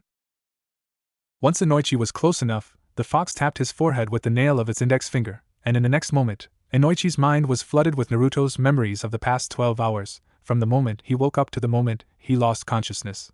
And Inoichi didn't just see what Naruto saw, he felt the same emotions Naruto felt in those memories. Inoichi felt Naruto's pain, and it was so pervasive and so overwhelming he could not find the words to adequately describe it. He felt Naruto's despair when Hinata was forcibly separated from him by her bodyguard. He felt Naruto shatter when Sakura delivered her rant, and told him that no one would care if he disappeared. He was drowning in Naruto's sorrow as the boy contemplated his imminent death, and tried to think of someone important enough for him to be with as his world ended. And when he left this mindscape, his blood would still run cold from the chill of that death as Naruto's Hittite fell, signaling his abandonment of hope and his surrender to the abyss. When the stream of memories ended, Inoichi found himself being expelled from Naruto's mindscape with the final warning from the Kyuubi. You would do well to never enter the kid's mind again for as long as he still lives. Inoichi took several deep breaths as he opened his eyes and found himself back in the hospital room, which was a lot more crowded than it had been when he arrived. In addition to Hiruzen and a pair of medic nin, the Yamanaka clan had found himself in the presence of Hatake Kakashi, Yuhi Kurenai, and the remaining probationary genin who had been assigned to them for testing, Haruno Sakura, Uchiha Sasuke, Inazuka Kiba and his Niken Akamaru, and Aburame Shino, all of whom were dressed in various assortments of sleepwear. And all of whom were showing different expressions of either annoyance or legitimate concern. What did you find in there, Inoichi-san? Hiruzen asked. It was with great apprehension that Inoichi turned to face the Hokage and answered, It's worse than I thought, Hokage-sama. A lot worse.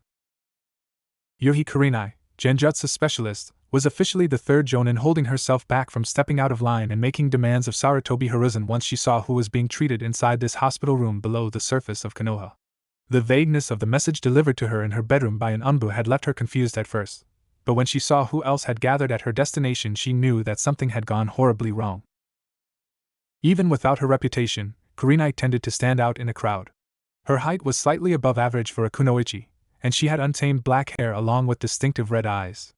She normally preferred to wear a red mesh armor blouse and sarasure instead of the standard Konohagakure shinobi uniform, only donning the latter for specific meetings as it was uncomfortable for her to wear the accompanying flak jacket.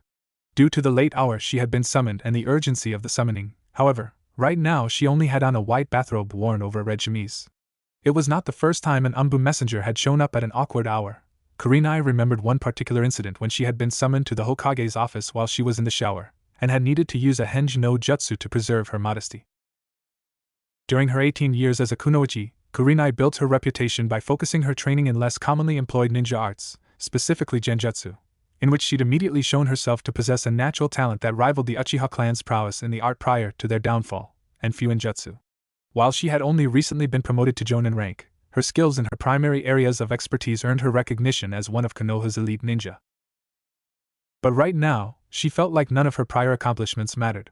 She hadn't tested her students yet, and already she felt that she had failed them, after seeing one of them receiving treatment for serious injuries inside this subterranean medical wing. Hokage-sama, what is going on here? Kurenai lost control of her anger and issued her demand. The demand may not have been justified, but the anger driving it had grown too strong to fully contain. The recent events preceding this incident didn't help matters any. Earlier that day, when Kurenai met with Hyuga Hayashi to discuss the team placements, the Hyuga patriarch had more or less abandoned Hinata to her tutelage. She had yet to be properly introduced to Hinata, only catching a brief glimpse of her during that meeting, and yet Kurenai was already fiercely protective of the ex-heiress. It was a given that Hinata would be assigned to a tracking team, and after that encounter with the girl's father, Kurenai was determined to ensure that Hinata flourished under her instruction. That is exactly what I would like to know as well, Kurenai-san, Hiruzen said, far too calmly for her liking. Inoichi-sen just finished examining Naruto's mind and was about to explain why this happened. But before he does, I must inform you of what happened that required your presence here at this late hour. The reason you're here is because earlier this evening, Uzumaki Naruto attempted to end his own life. Kurenai's eyes widened as she focused her sight on the bed next to Hinata. She was old enough to remember the Kyuubi attack on Konoha 12 years ago, but young enough at the time the attack happened that she had been prohibited from participating in the defense of her village. So she was fully aware that Naruto had been chosen to contain the Kyuubi by the Yondaime Hokage. But to the best of her knowledge, the treatment Naruto had received from most of the civilian population had failed to push him over the deep end, even if it was only reasonable that it happened eventually. It also didn't explain why Hinata would be unconscious in the bed next to him. I don't believe this, Kiba whispered in disbelief. From inside Kiba's gray pajama top, Akamaru gave a low whine in agreement. Kiba was one of the few students at the academy who had tolerated Naruto enough to hang out with him on occasion, and while he didn't know Naruto very well, he had never thought the knucklehead would even think about suicide. Naruto? Sakura asked slowly, showing a surprising amount of concern given her previous treatment of the blonde.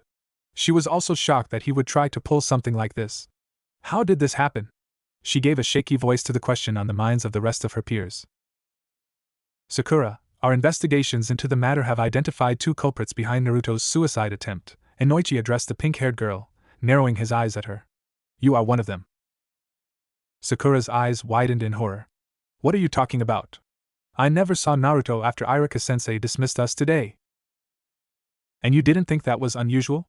Inoichi prodded. Sakura had to bite off her instinctive denial as she quickly realized that yes, it was unusual that Naruto would not try to speak to her. The reason you didn't see Naruto was because he was using a Henji no Jutsu. Now Sakura's eyes had widened so much that it looked like they would pop out of their sockets if they widened any further. You mean? That's right, Inoichi confirmed with a nod. Who you thought was Sasuke was, in fact, Naruto, disguised as the object of your obsession in the hopes of breaking you of that obsession and winning your affections. And he heard everything you told him, even your claims that it wouldn't matter if he didn't exist. Sakura's legs gave out on her, and she fell hard onto the floor, burying her face in her hands in a futile attempt to hide the horror she felt from the others. No, that isn't what I meant. I just wanted him to leave me alone. I didn't want him to do this. She wailed. So we know why Naruto is here. But what about Hinata? Shino asked, swiftly moving the discussion away from Sakura. Both Kurenai and Hiruzen sighed at the detachment in his voice. Under normal circumstances, it is not my place even as Hokage to reveal personal information about a Konohanin to their comrades of equal or lower rank without their consent, but as your assigned Jonin instructor knows, Hinata has a habit of following Naruto and trying to remain unseen by others, Hiruzen explained. I am thankful she developed this habit, because had she not followed him tonight Naruto would most likely not be alive right now. Hinata tried to save Naruto, but she was badly injured by her efforts. Why did you let this happen to them? Kurenai yelled at Hiruzen, abandoning protocol. She knew she was way out of line trying to make demands of the Hokage, but Hinata was her student, damn it. She wasn't about to let any further harm befall the girl, and she was furious that the Hokage had allowed this incident to occur in the first place. Just as soon as the words slipped out of her mouth, she heard moans of pain coming from Hinata's bed. Apparently, Kurenai's anger had roused the girl from her unconscious state. All eyes in the room shifted their gaze towards Hinata as she moaned out something incoherent and tried to sit up, only to fall hard against the bed as the pain from her injuries overwhelmed her. Kurenai rushed to her bed and knelt down next to her on her left. Take it easy, Hinata, Kurenai said in a gentle tone. You shouldn't try to move right now. Hinata groaned as she tried to remember what happened before she blacked out. Her eyes stung from the light in the room, and it would take time for the sting to go away. She knew her right arm and leg were both broken and she could feel a pillow underneath her head, so she was most likely back at the clan's estate. But her mind was still trying to reboot and remember how she had been injured enough to end up at her current location. What happened? She asked, her voice slurred. You had a major accident, Hinata. You're in the hospital right now. Please don't try to move around. Hospital? But Hinata was cut off mid-stammer by a sudden flare of pain in her broken leg. After another loud moan, she carefully lifted up her head and saw that both that leg and her right arm were in casts, and her left hand was wrapped in blood-soaked bandages. How she tried to ask softly. Can you tell us what you remember from tonight? Hinata gave Kurenai a weak nod. I went out to look for Naruto-kun. When I found him, he was distressed, and I knew something was wrong with him.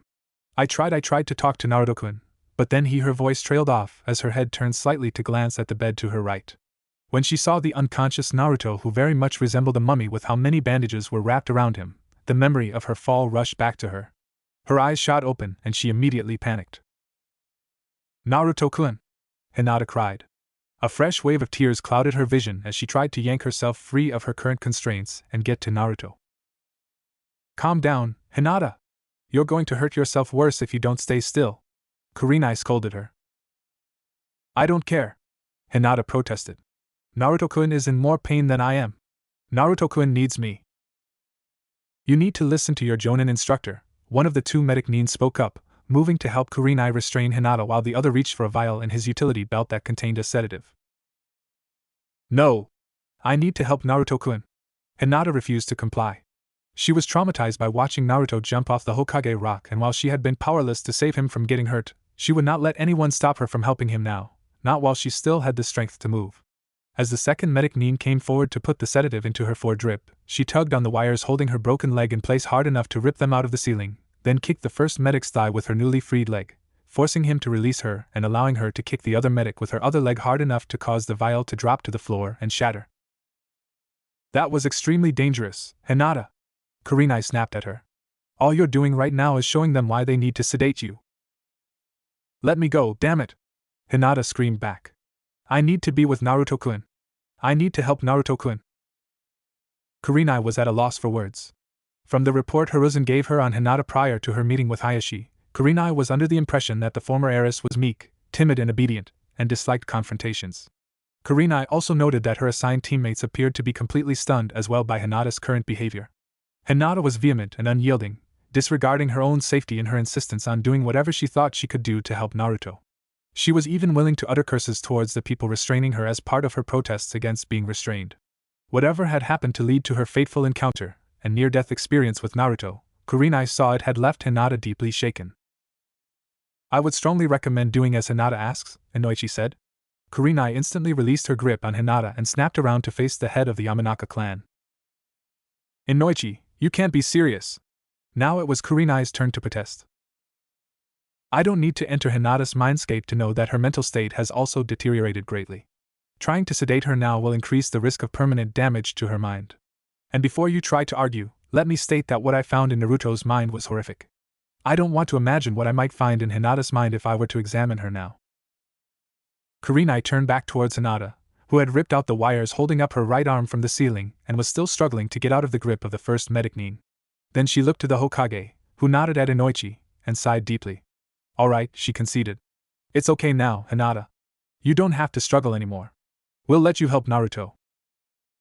Hinata stopped struggling the moment she heard Kurenai give in, but did not get a chance to thank her instructor, as she found herself carefully lifted into Kurenai's arms. The two medic Nin lifted the bed and frame up and carried it around to the other side of Naruto's bed before placing it back down, positioning it so that there was no space between the two. Hinata whimpered while Kurenai walked back to the bed and gently laid her down, while the medics gathered extra pillows to stack under her broken limbs and prop them up until the wires could be reattached. "Na Naruto-kun," Hinata whispered, tears still streaming down her cheeks as she reached towards Naruto with her left arm. I'm so sorry. I wasn't able to protect you from this." And for now, all Kurenai could do for Hinata was the same thing everyone else in the room was doing: fall into a respectful silence, and give her time to let her feelings out. "Inoichi-san, do you have any further questions?" Hiruzen asked shortly after Hinata's sobbing subsided. Inoichi shook his head. "Not at this time, Hokage-sama. I believe I know everything I need to for now based on what I saw in Naruto's mind. With that being said, I am requesting permission to examine the rest of the students here, for safe measure." This caused all of the conscious probationary genin in the room to turn towards him and protest.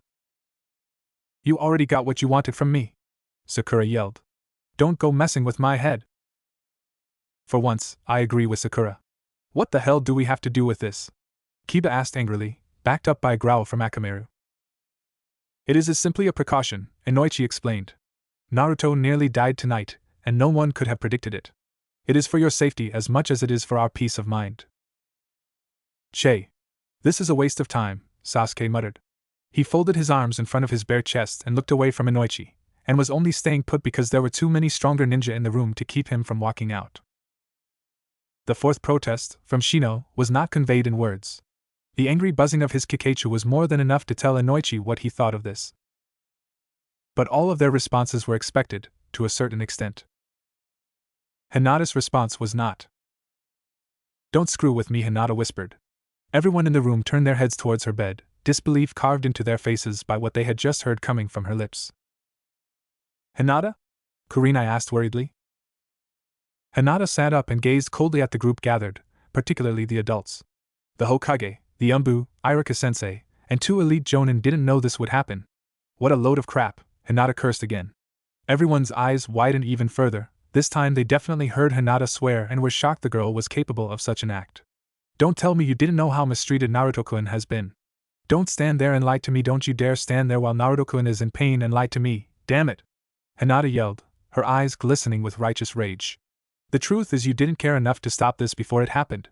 Everyone was momentarily left in stunned silence at her outburst, even Hiruzen, who was hit the hardest by her words. "I'm going to assume this is your concussion speaking." Kurenai was the first to recover and attempt to reprimand Hinata. Hinata narrowed her eyes at Kurenai as she spat out her reply. "I am in complete control of my feelings right now, Kurenai-sensei. And right now, my feelings are telling me that this entire situation should have been avoided, and would have been avoided if people had tried harder to understand Naruto's suffering." "Hinata, you are on very thin ice right now. I would choose your next words very carefully if I were you," Kurenai warned her charge. "Or what? What punishment could you possibly give me that would be worse than the hell I have already suffered through tonight?" Before Kurenai could give her the obvious answer, Sakura burst into mocking laughter at Hinata's fury and pointed an accusing finger at her. "Don't try to act all high and mighty here, Higaheim!" Sakura yelled at the bedridden ex-heiress. "You didn't do anything until the last possible second. All you did the whole time was follow Naruto around like a stalker. You're just as guilty as the rest of us." Kurenai was about to step in again and yell at them to stop, but Hiruzen held up his hand, indicating he wanted to see how Hinata would respond. Hinata's face was downcast as she sounded like she was choking back sobs when she finally answered. "You're right, Haruno-san. I am just as guilty as you. No, my guilt is greater than yours. I knew that I should have helped Naruto-kun. But I didn't. I let my fear and cowardice control me. Maybe if I had tried to be Naruto's friend, none of this would have ever happened. So yes, it is my fault he is like this." Sakura had a huge smirk on her face, but it vanished as Hinata raised her head and activated her Byakugan, fighting off the pain her dojutsu activation caused her as she stared down Sakura and engulfed her in a murderous aura. "But I have decided that from now on, I won't let my fear control me. I will be there for Naruto-kun in any way I can to make up for the wrongs I did to him." "Humph. If you want him so bad, just take him onto your team." "I don't want to be grouped with him," Sakura sneered. "Gladly. I should have been the one to be on his team anyway," Hinata said coldly. "But since that is not the case, I am going to lay down some ground rules, Haruno-san," she continued before Sakura could yell out anything else. "You will not be anywhere near Naruto-kun when he is off duty." Sakura couldn't believe what was happening. Was Hinata, the shy timid girl of their class, threatening her? Hinata's next words, coming out in a hiss, only strengthened her disbelief. "And if you ever tell Naruto-kun he is worthless again, I will end you." "Enough!" Hiruzen shouted over the bickering of the 2 barely pubescent probationary genin. Sakura would have been better left to her remorse than provoked by Hinata into launching a verbal attack on her injured comrade, and Hinata's anger towards every other conscious person in this room may have been justified, but she was also in need of a severe attitude adjustment. "Sakura, given your overall behavior for this entire day, both before and after you were brought here, your future as a ninja of this village is in jeopardy. I will decide your fate tomorrow." Sakura clenched her fists and looked down to the floor. "I understand, Hokage-sama," she gritted out, not making eye contact with Hiruzen. The shaking in her voice was not entirely due to the anger Hinata had provoked from her. Some of it was still from her prior realization of the role she had played in this incident, and her being horrified by her actions was something Hiruzen only saw as a good thing. Hiruzen then turned to address the injured Hyuga girl in an even harsher tone than he had used on Sakura. "As for you, Hinata, while I understand your anger, you need to remember that I am the Hokage and I will not tolerate the disrespect you have shown to myself, your instructor, and your comrades. Considering the circumstances, I shall overlook your misconduct this time, but if it happens again there will be unpleasant consequences. Do I make myself clear?" Hinata's gaze turned coldly on the Hokage, clearly still angry at him. However, she bowed her head, deactivated her dojutsu and answered, crystal clear, Hokage-sama, in a voice that still felt every bit as cold as her gaze. Hiruzen knew she only said it because she was forced to, but it was better than nothing. Inoichi-san, take the students out of here and scan their minds, and then report to me once you are finished. The Umbu will escort them back to their homes. Kurenai-san and Kakashi-san, I would speak to you outside. Inoichi nodded. There is an empty room across the hall. We need to let Hinata and Naruto rest now, so if the four of you would follow me, he instructed the other probationary genin. As they vacated the hospital room, Hiruzen was the last one to take his leave. He turned his head back one last time and saw Hinata using Naruto's chest as a pillow, her tears once more flowing freely, and he could just make out her soft whispers of apology to the unconscious blonde. He sighed as he shut off the light and closed the door. Hinata had shown him two very important things this evening. The first was that her behavior, while he could not condone it, demonstrated a willingness to go against anyone who would try to prevent her from protecting Naruto. That hidden strength was something she would surely need in the days to come. And the second, and perhaps the more important, was that from the moment she had been placed next to Naruto, Hinata had gripped the boy's hand tightly and never let go. Outside, Hiruzen wasted no time in lighting up his pipe while the two elite jonin who were assigned to test the students they met in the hospital stood behind him in silence. The Hokage felt their unrest and irritation brought on by this incident, and he knew they were not satisfied with the answers they had received in the hospital's basement. Which reminds me, Kakashi broke the uncomfortable silence, why are Naruto and Hinata in the basement of the hospital? They should be in the standard emergency care wing, Kurenai agreed. In separate rooms? Why are they in the same room? Hiruzen exhaled and turned to face the two jonin. I should think the answer to that is obvious. As both of you are no doubt aware, there is no shortage of people in this village who would like to finish what Naruto himself started and kill him while he is weakened. Seeing that Naruto was allowed to hurt himself in the first place, I do not know who I can trust with his safety, so it is best that as few people as possible know he was hospitalized. Thus I had him placed in the basement, and only informed a handful of medical personnel of his condition. As for why I had Hinata placed in the same room, you saw her reaction when she saw Naruto's condition. If she had awakened in her state of mind and couldn't find Naruto, I have no doubt she would have caused herself further harm trying to find him. Are you sure it's a good idea to let that kid be a genin? Kakashi asked no sooner than when Hiruzen had finished answering the previous question. You seem to have the wrong idea, Kakashi-san. Naruto's mind is in a dark place right now. After all he went through to even achieve the status of probationary genin, it would be a terrible idea to send him back to the academy. With you watching him, I won't have to be as concerned for his safety. So my job is to babysit him. You are to train him so he doesn't need to be babysat, Kakashi, Hiruzen replied, slightly annoyed with the copy ninja's attempts to weasel out of training Naruto. Why not allow Naruto to be put on my team? Kurenai asked. Hinata would certainly welcome the transfer, and I would be more than happy to help her watch over Naruto. Hiruzen shook his head. Out of the question for a number of reasons. The first being that you have already been assigned a full team, Kurenai-san. I can handle 4 students, Hokage-sama. And if you'll pardon my bluntness, I don't believe Kakashi-san can take care of Naruto. Kakashi looked offended by Kurenai's implications. My hesitation to train Naruto has nothing to do with my past. He is my teacher's son, after all. It should be my responsibility to train him when he is ready, but after what happened tonight, I do not believe he is anywhere near ready. His readiness is up to me to decide, Kakashi, Hiruzen cut in. And Kurenai, Kakashi's personal history is not the problem here. I was planning to give Hinata a field promotion that would make her an official genin regardless of the results of your test for Team 8, and assign her the long-term mission of living with Naruto, effective immediately after they are released from the hospital. The two jonin stared at the Hokage for a while before yelling in unison, What? It will help give the two time to mend their wounds together, both physical and emotional, the Hokage explained. They will not be able to participate in team activities for at least a month due to their injuries. But why would you have them live together? Kakashi asked. Hokage-sama, if it's truly necessary to have someone move in with Naruto, your best bet is Irika. Hiruzen took another puff of his pipe before answering, I will take that into consideration, Kakashi-san. But let me explain why I am choosing Hinata for this mission.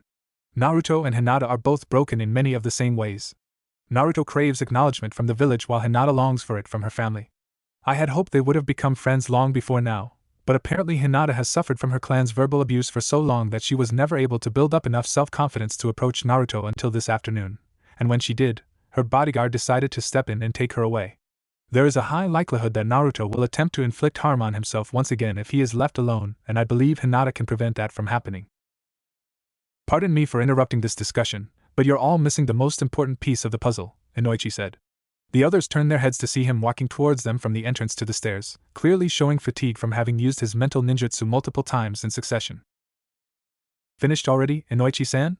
Hiruzen asked. Yes, Hokage-sama. It didn't take long to form my conclusions on the students' minds, but I will speak about that later. And the students have been sent back to their homes? Was the follow-up question. Inoichi nodded in reply. What are we missing exactly? Kurenai asked. Inoichi sighed and rubbed his temples, clearly showing how tired he was after everything he had seen that night. We are missing the fact that Hinata doesn't want to settle for just being Naruto's friend. What are you saying, Inoichi-san? She nearly died to save Naruto, Kurenai yelled. And none of you find that even the least bit odd? There is no shortage of tales about two comrades who are willing to sacrifice themselves for one another, but there is no possible way Hinata and Naruto could have formed that kind of bond yet, having only just been made genin. Go on, Kakashi said. I couldn't wrap my mind around what could make that girl do something so rash for a boy she wasn't even friends with. So when I was sure she was asleep, I went back into that room and examined her mind, and found something that complicates things even further. Hinata is in love with Naruto, Hiruzen observed. Are you sure? Kurenai asked and Inoichi nodded. She probably doesn't know it herself yet, but it's only a matter of time before she figures it out. Kurenai turned to Hiruzen after Inoichi finished and asked, Do you still think it's a good idea to leave the two of them alone together now? Won't this hurt Naruto more? Yes, it could indeed, Hiruzen said. If Hinata realizes she loves Naruto and tells him too soon, it could shatter him beyond repair. Naruto doesn't know what love is, the poor boy has never had anyone to show him. Hinata's feelings for him could cause him great turmoil once they are revealed simply because he won't know how to respond. When he finished, Hiruzen turned to Inoichi and instructed him to report in the morning about his other findings. Then he turned towards the Hokage mansion. Wait! Kurenai yelled. Hiruzen stopped and turned around, and raised a single eyebrow at her. Is there something more you wish to say before I retire to my office, Kurenai-san? Why the hell would you make Hinata and Naruto live together knowing it could bring harm to not just one but both of them? She demanded. Hiruzen took one last puff of his pipe and looked upwards to the starry sky before answering, because right now, Hinata's love is the only reason Naruto is still alive, and then walking away. Hinata couldn't tell how much time had passed after she cried herself to sleep last night, or at least, she hoped it was last night, that the nightmare she'd lived through was over now. The events of that night were forever carved into the recesses of her mind, and not gently either. The memories were like scars. Naruto trying to end his own life, her trying to stop him at the last possible moment, and finally the way he held her close as they fell. Just the thought of it made Hinata want to cry. When faced with his own death, Naruto had put another person's life above his own. Hers, to be more specific. Using her left arm, she pushed herself up to a sitting position on the bed and realized something was wrong. Her right arm was now in a sling, and her bed had been moved back to its original position, leaving her across the room from Naruto, whose head was turned away from her. Naruto-kun? Hinata asked slowly. Naruto didn't turn his head or make any indication that he had heard her. Hinata was about to call to him again when he finally spoke. I asked them to move you when I woke up, you know. Hinata's face was downcast as she replied, I'm sorry. I made you feel uncomfortable, didn't I? That wasn't why, Naruto said slowly. Hinata's head shot up at his reply. If Naruto had not been uncomfortable with next to him, then why? Did I do something wrong? She asked, afraid of the prospect Naruto might be angry with her for interfering with his attempted suicide. Hinata, I don't know what ideas you got in your head about me, but they're wrong. I'm not who you think I am. Naruto-kun, Hinata couldn't find the words to say what needed to be said. She knew there were so many things that she needed to say. That she knew what it was like to feel alone, that she too craved for acknowledgement. But wouldn't it be selfish of her to demand his acknowledgement? But there was also something else, something that was more important than anything, but she couldn't figure out what it was she felt she needed to say.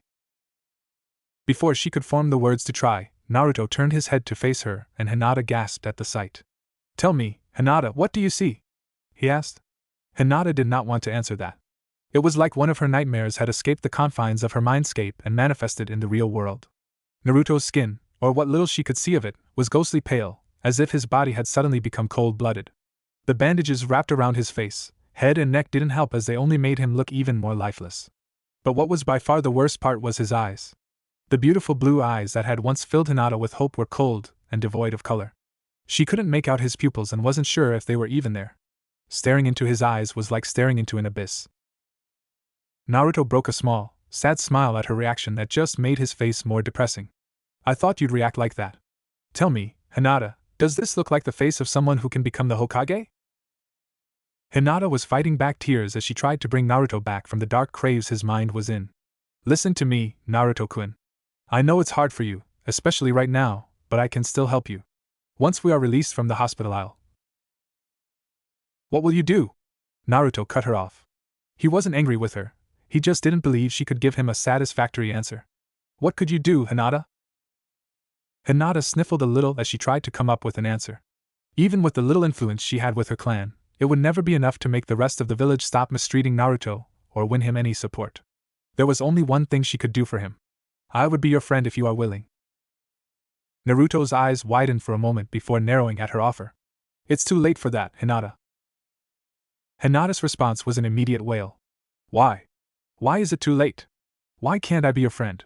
I know I never tried before when I should have, and I don't deserve to be your friend because of that, but I still want to try now. Naruto sighed. That's not it, Hinata. I'd love to be your friend, but I can't. You're wrong again, I'm the one who doesn't deserve it. How can you say that? Hinata asked as her tears started to flow again. Look around you, Hinata. You're here in this hospital because of me. You got hurt because of me. Everyone and everything I come close to gets hurt. Don't you get it? I'm broken and I'm tired of living. I have nothing to offer you except misery. That's why I wanted to die, Hinata. What good am I to anyone if I'm broken? Then he looked to her and gave her a sorrowful smile before adding, How can I become Hokage when I let someone like you get hurt? How can I become Hokage if I can't even save myself? Hinata couldn't respond. What was she supposed to say to Naruto? How could she fix what he claimed was broken? Even if it was possible to fix him, would he ever go back to being the person he was before? It was clear to her now that it wasn't just Naruto's heart and mind that were broken. His very soul had been shattered, its glass fragments ground back into sand. His will of fire was completely extinguished. Naruto did not value his own life, so how could he believe that anyone else would value him? Naruto-kun, please, Hinata pleaded, please let me help you. Naruto turned his head away from her and remained silent for a few minutes before answering, There's nothing left of me to help, Hinata. I appreciate you trying, but it's best if you don't talk to me anymore. And that was the end of the conversation as Naruto pulled the blinds around his bed, cutting off any communication to Hinata as she cried for him to come back to her. Back in his office, Hiruzen was facing an entirely different set of problems from the two broken children in the hospital. The man had not slept at all last night, and was more than just physically tired. He had already consumed several cups of coffee, but the truth of the matter was, he was too old for this type of work. But there was nothing he could do. Ever since his successor and Naruto's father, the late Namikaze Minato, laid down his life for the village, Hiruzen had been obligated to reclaim the mantle of Hokage. At least until the time was right to step down once more. But each time he thought he found a worthy successor, there were no small number of issues that came up to stop him from passing on the hat, and all the burdens that came with it. Hiruzen sighed as he sat down, contemplating if it would be prudent for him to go home. A knock on the door answered his question for him. Enter, he said wearily. The door opened to reveal Inoichi, arriving ahead of schedule to deliver his report on the mental states of Teams 7 and 8. Inoichi took one look at Hiruzen and frowned. I see you didn't get any sleep last night, Hokage-sama. How could I? Hiruzen asked, his voice bitter. Last night's incident was a serious breach in village security. I loathe to admit that Hinata's anger towards me last night was justified, but she is extending the blame to too many others when it should be placed on my shoulders alone. I should never have had the Umbu stop their surveillance of Naruto after he entered the academy. I was too careless. The fault isn't yours alone, sir. There are many others who should have done more to stop this from happening, myself included. Besides, there are more pressing matters to focus on right now than assigning blame. But before I can begin to address those matters, I have a message to deliver to you from Hayashi-san, Inoichi said, handing the old man a sealed scroll. And what were you doing near the Hyuga estate this morning? Hiruzen asked. Inoichi's response showed no small annoyance with the inferred accusation. With all due respect, sir, I am the last person you should be suspicious of considering the pains I'm going through for you at the cost of neglecting my other duties. So I would appreciate some courtesy. Hiruzen let out another sigh as he took the scroll. Forgive me, Inoichi-san. This whole situation has been very taxing. I understand, sir. Hiruzen nodded and then opened the scroll and read the contents. If you must know though, I met a messenger from Hayashi-san on my way here. When he told me the message was for you, I offered to take it as I was heading this way anyway. I doubt you would want any more than the absolute minimum number of visitors this morning." Hiruzen listened as he rolled the scroll back up and set it aside. It appears that Hinata's bodyguard Ko, who was instrumental in Naruto's suicide attempt, has been relieved of his duties. Not only that, Hayashi took it upon himself to brand Ko with the Kago no Tori no Juin. Inoichi's eyes widened in horror. "Isn't that punishment excessive, sir?" Hiruzen stood up and walked around the desk to face Inoichi clearly in the eyes. Actually, Hayashi-san was being merciful. How is using a Juinjutsu on one of his own clansmen a mercy? "Inoichi-san, need I remind you of the law I put in place after Naruto's birth?" Inoichi froze up as the truth of the situation started to dawn on him. Speaking of the burden Naruto carries without my express permission is not the only capital offense defined by that law. Any action, be it directly or indirectly, that would bring harm to Uzumaki Naruto is punishable by death. So when I say Hayashi-san showed mercy by branding Ko with the curse seal, I mean he saved Ko from what I would have, and still feel I should do, Hiruzen said in a deadly serious tone. Inoichi did not frighten easily, but Hiruzen was not someone whose bad side he wanted to be on. There was a reason why he was still the Hokage long after the death of his successor. "I understand, sir." On a side note, I expect Hayashi-san would be equal parts horrified and impressed by his daughter's behavior last night once he is informed. There are very few in this village who are brave enough to tell off their Hokage. Inoichi wisely refrained from making any comment. Seeing his silence, Hiruzen nodded and leaned against his chair. "Well then, let's hear what you came here for. I would like to at least attempt to get some rest before the next crisis arrives at this office." Inoichi nodded and folded his arms in front of him. 2 of the 6 probationary genin were normal, Hokage-sama. I could not find any problems with Kiba or Shino. I cannot say the same for any of the others, however. I suppose I should start with Hinata, since she seemed to be the least damaged of the 4.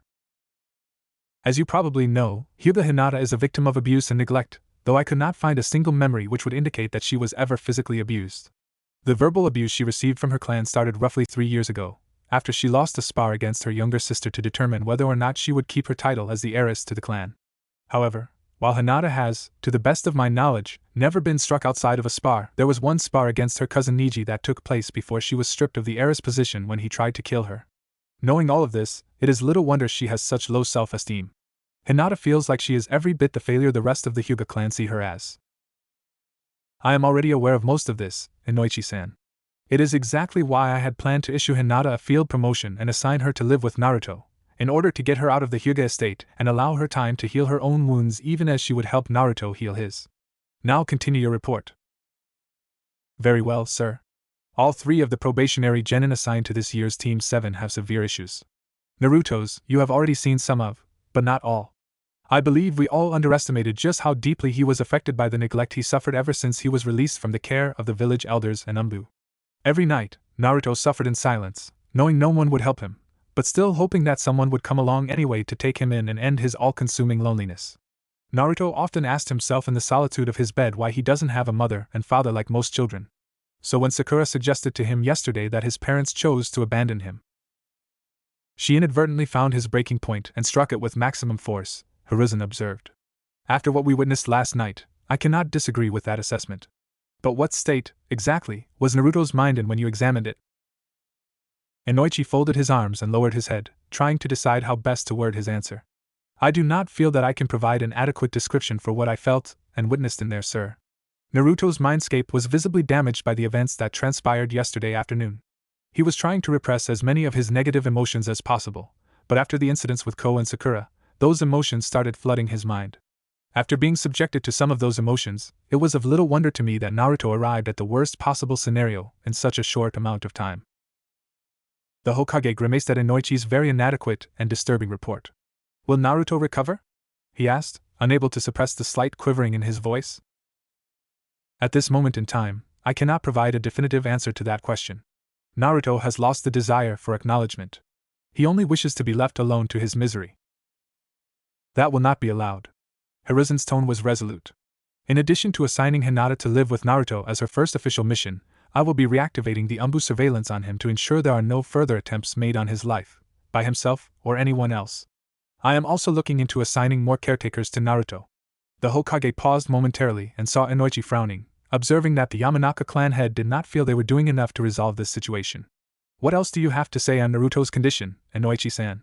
We cannot afford any more mishaps. Inoichi gulped. There are two other things that disturbed me when I examined Naruto's mind. The first, of course, being the Kyuubi. You saw the Kyuubi? Hiruzen interrupted, nearly screaming his question. I didn't just see the monster fox, Hokage-sama, it interrogated me, and vice versa. The interaction I had with it is deeply disturbing. The Kyuubi claimed to know the secrets of the hack no Fuin that keeps it imprisoned inside Naruto, and worse, it claimed that because of Naruto's incident last night, the seal has weakened. Did it play any part in Naruto's suicide attempt? Inoichi shook his head. The fox claimed to be innocent of that incident. Given what we know, I'm inclined to believe it spoke the truth this time. In that case, I have no choice but to contact Jiraiya and recall him to Konoha so he can examine the seal and determine the full extent of the damage. But you mentioned there was one other thing that bothered you? Inoichi nodded. When I found Naruto, there were several dark silhouettes surrounding him. But after he begged me to kill him, another silhouette appeared, one of pure light, and its behavior was different. The other silhouettes were manifestations of villagers who have mistreated Naruto, but this one seemed to want to protect him. Due to the absence of friends in Naruto's life, this bright silhouette must be a recent construct. I doubt Naruto is aware of what it represents. Hiruzen groaned. The plot continues to thicken. If what you saw was just a reflection of Naruto's memories, then there is little that I can personally do for him. You will need to begin regular therapy sessions with Naruto as soon as possible to monitor the situation. It will be done. Excellent. Now what of his teammates? Right. As I said earlier, all 3 probationary genin who were assigned to Team 7 have severe issues. Naruto's are among the worst I have ever seen, but even after what I saw in his mind, I was still troubled by what I found when I examined Sakura. Hiruzen raised an eyebrow. Go on. Haruno Sakura developed a habit of projecting certain emotions inward rather than outward, which has over time caused her mind to construct a second personality. While this inner Sakura does not appear to be able to control Sakura directly, I feel it holds a strong enough influence over her to impair her judgment. Knowing this, I cannot in good conscience condone allowing her to still become a ninja. Hold on a moment, Inoichi-san. Let's not jump to conclusions just yet. While what you have just told me is an additional cause for concern, I would hear the rest of your findings before making any further judgments, Hiruzen bid him. Inoichi's face turned dark as the Hokage finished speaking, as though he was burdened by a terrible secret. As troubling as it was when I discovered Sakura's split personality, I'm afraid that what was in Sasuke's mind could be even worse than what I found in Naruto's. He shuddered before continuing, Hokage-sama, there is something wrong with that boy. His mind is singularly focused on thoughts of revenge. In what aspect is that different than what you saw inside Naruto's mind? Hiruzen asked. Naruto's mind was consumed by despair, devoid of hope and life. Despite everything that has been done to him, Naruto only feels sadness, and it's almost as if he is incapable of hating those who have rightly earned his hatred. And while that is horrific in and of itself, it is fundamentally different than what I saw in Sasuke, Inoichi explained. Both Naruto and Sasuke blame themselves for what happened to break them. However, the key difference is that Sasuke also extends the blame for the massacre of the Uchiha clan to us. His upbringing coupled with the trauma instilled and reinforced in him a strong inferiority complex. He simply believes he is not good enough. But since that night, Sasuke has also come to believe this village failed him and allowed his clan to be wiped out. He believes our shinobi have grown complacent. And worse than his lost faith in us is the burning hatred he has held for his brother ever since he saw him kill their mother and father with his own eyes. The last loyal Uchiha's only loyalty is to his dead clan, and he will stop at nothing to avenge them. When Inoichi finished explaining, Hiruzen remained silent, thinking and contemplating how he should react. The words of Uchiha Itachi echoed in his mind as he went back to that terrible night 4.5 years ago.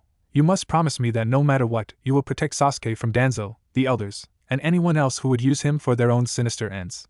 When one makes the mistake of thinking things cannot become any more complicated, something like this happens, he muttered. But Hiruzen would fulfill his promise to Itachi to protect Sasuke, even if that meant extending it to protect Sasuke from himself. He sighed again and walked back behind his desk to sit down. Then he reached into the bottom drawer on his desk for the documents he had hoped he would never use. Inoichi saw what Hiruzen was doing, quickly realized his intentions, and decided to inquire about them. Hokage-sama, are you sure that's a wise decision? The news about Sasuke is cause for concern, but I will inform Kakashi-san of these changes myself. Truth be told, it's better this way. Naruto will need all the help he can get if he is to find his will to live again. Hopefully this will help him, and I hope it will also help Sasuke and Sakura come to realize their own shortcomings. Hiruzen signed the documents and handed them to Inoichi. I'm sorry to ask this of you, my friend, but could you deliver these for me? I must go and speak with Kakashi-san. Inoichi nodded. Of course, sir, but what about you? He asked, referring to the bags under the Hokage's eyes. Hiruzen chuckled. I guess I'll need more caffeine in my system. But it is not the first time this job has caused me to suffer from sleep deprivation, he said as he walked out the door. For once, Hatake Kakashi was not distracting himself with an Ika novel as he leaned against the railing on the small balcony leading to Uzumaki Naruto's bedroom. The silver-haired ninja may have appeared composed to most ordinary passers-by if they could see his face from their vantage point, but Kakashi was anything but as his mind sunk deeply into his depressing thoughts about last night's events. Kakashi had been aware for some time that Naruto would eventually be assigned to a genin team that would be placed under his command. At first, he tried not to think too much on the matter. Kakashi did have a legitimate obligation to train the boy, as Naruto was the son of his late sensei. It would have been easier if obligation was all Kakashi felt, or if Naruto's enthusiasm could have lessened the burden in some way. Naruto was a lot like Kakashi's deceased friend and teammate, Uchiha Obito, in a lot of regards. Those reminders alone were painful enough for the copy ninja. But the truth of the matter was that though they had not called him out for it, he had lied to Kurenai and Hiruzen last night when he claimed his past wasn't responsible for influencing his hesitation to accept the responsibility of training Naruto. Kakashi was afraid that if he did train Naruto, he would get the boy killed. The fear was exacerbated by the fact Naruto almost died anyway regardless of Kakashi's absence from his life. Kakashi had already lost everyone else from his childhood. His father, Sakumo, committed seppuku after he was disgraced for his decision to rescue his comrades over completing an important mission. The deaths of his teammates, his sensei and his sensei's wife, all happening in relatively rapid succession, had an even worse impact on him. Obito had died doing the same thing that drove Sakumo to suicide, choosing to abandon the mission for the sake of a friend. Minato and his wife, Uzumaki Kushina, gave their lives to protect Konoha after the Kyubi no Yoko was released, and were forced to condemn the newborn Naruto to carry the burden Kushina had carried before giving birth. And Rin Kakashi still had nightmares and flashbacks from when Rin killed herself by stepping into the path of a Raikiri that had been meant to kill the enemy Kirinin who ambushed them during his attempt to rescue her. Everyone who got close to Kakashi died, their deaths usually caused by their own actions.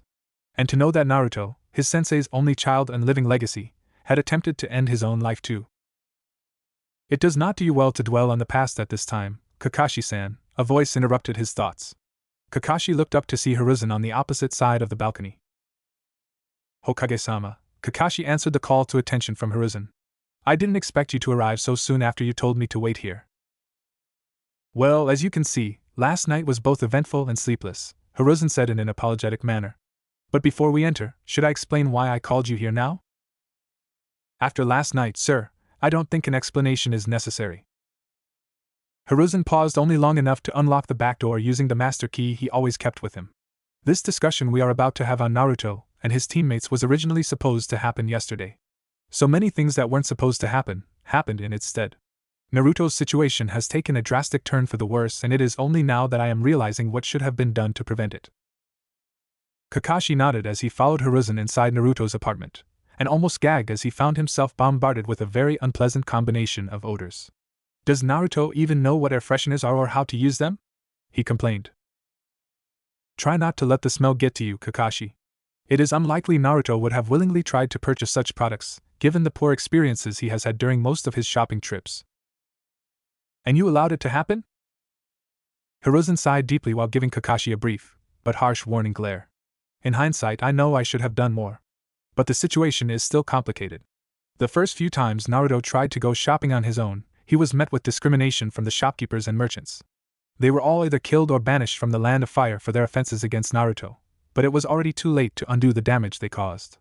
Naruto decided that his best response to those incidents was to get revenge by vandalizing their stores. By doing so, he gave most of the other shopkeepers and merchants a legitimate excuse to deny him service. Was I supposed to have them killed or banished too, knowing the negative consequences such actions would have for the entire village? That is the problem I still face, Kakashi-san.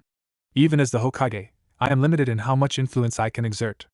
Actually, my position as the acting Hokage may well have placed greater limitations on me than I would have had if I had found another worthy successor. Kakashi withheld his reply until he completed a quick inspection of the kitchen/dining area, which ended with removing a carton of milk from the fridge and setting it on the counter. Would that explain why Naruto is drinking expired milk? No store in this village is allowed to sell perishable food past its expiration date. If the shopkeeper from whom Naruto purchased the milk broke that law, he will be punished. That being said, something the medical report on Naruto mentioned was that he had not consumed any food or beverages yesterday. Naruto skipped breakfast before heading to the academy. Kakashi could not think of an answer to that. The implications of that particular piece of information were just too much.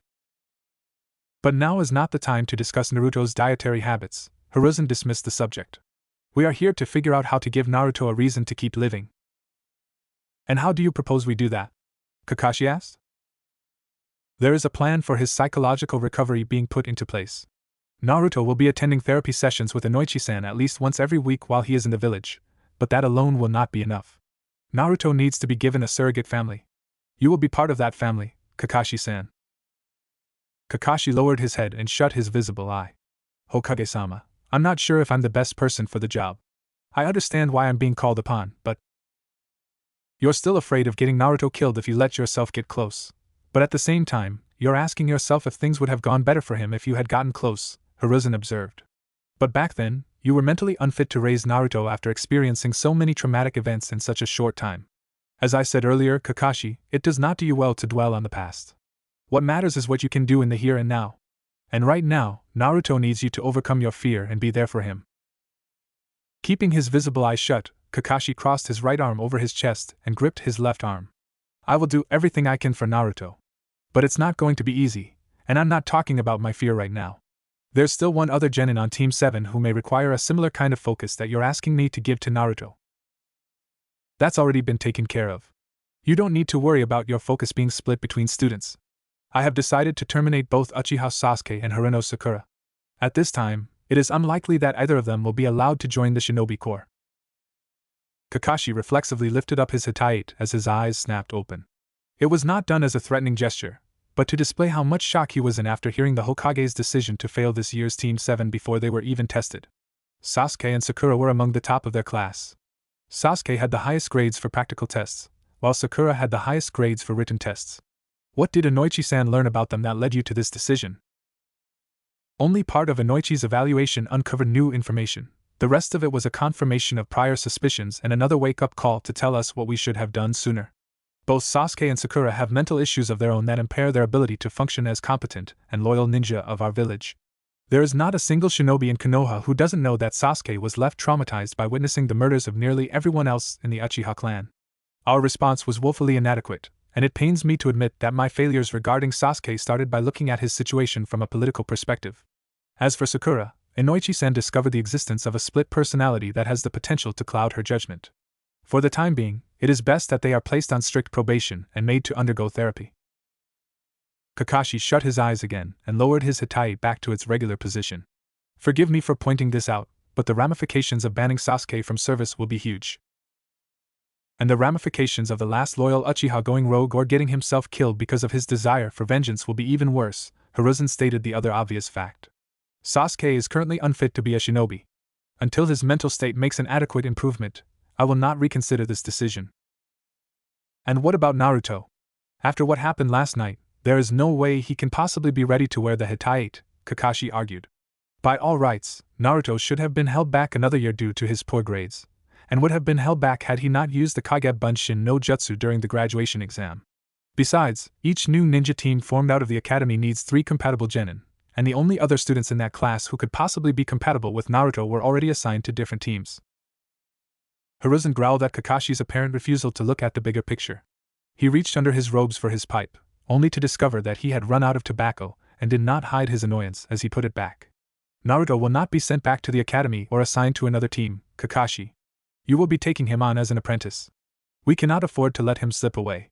Naruto worked far too hard just to make it as far as he had before all of this happened, and it will be up to you to make him believe that those years of effort were not wasted. Give Naruto a purpose in life, just as his father did for you. Kakashi nodded once before he moved to leave the apartment the way they came in. And if we should fail to mend Naruto's broken soul?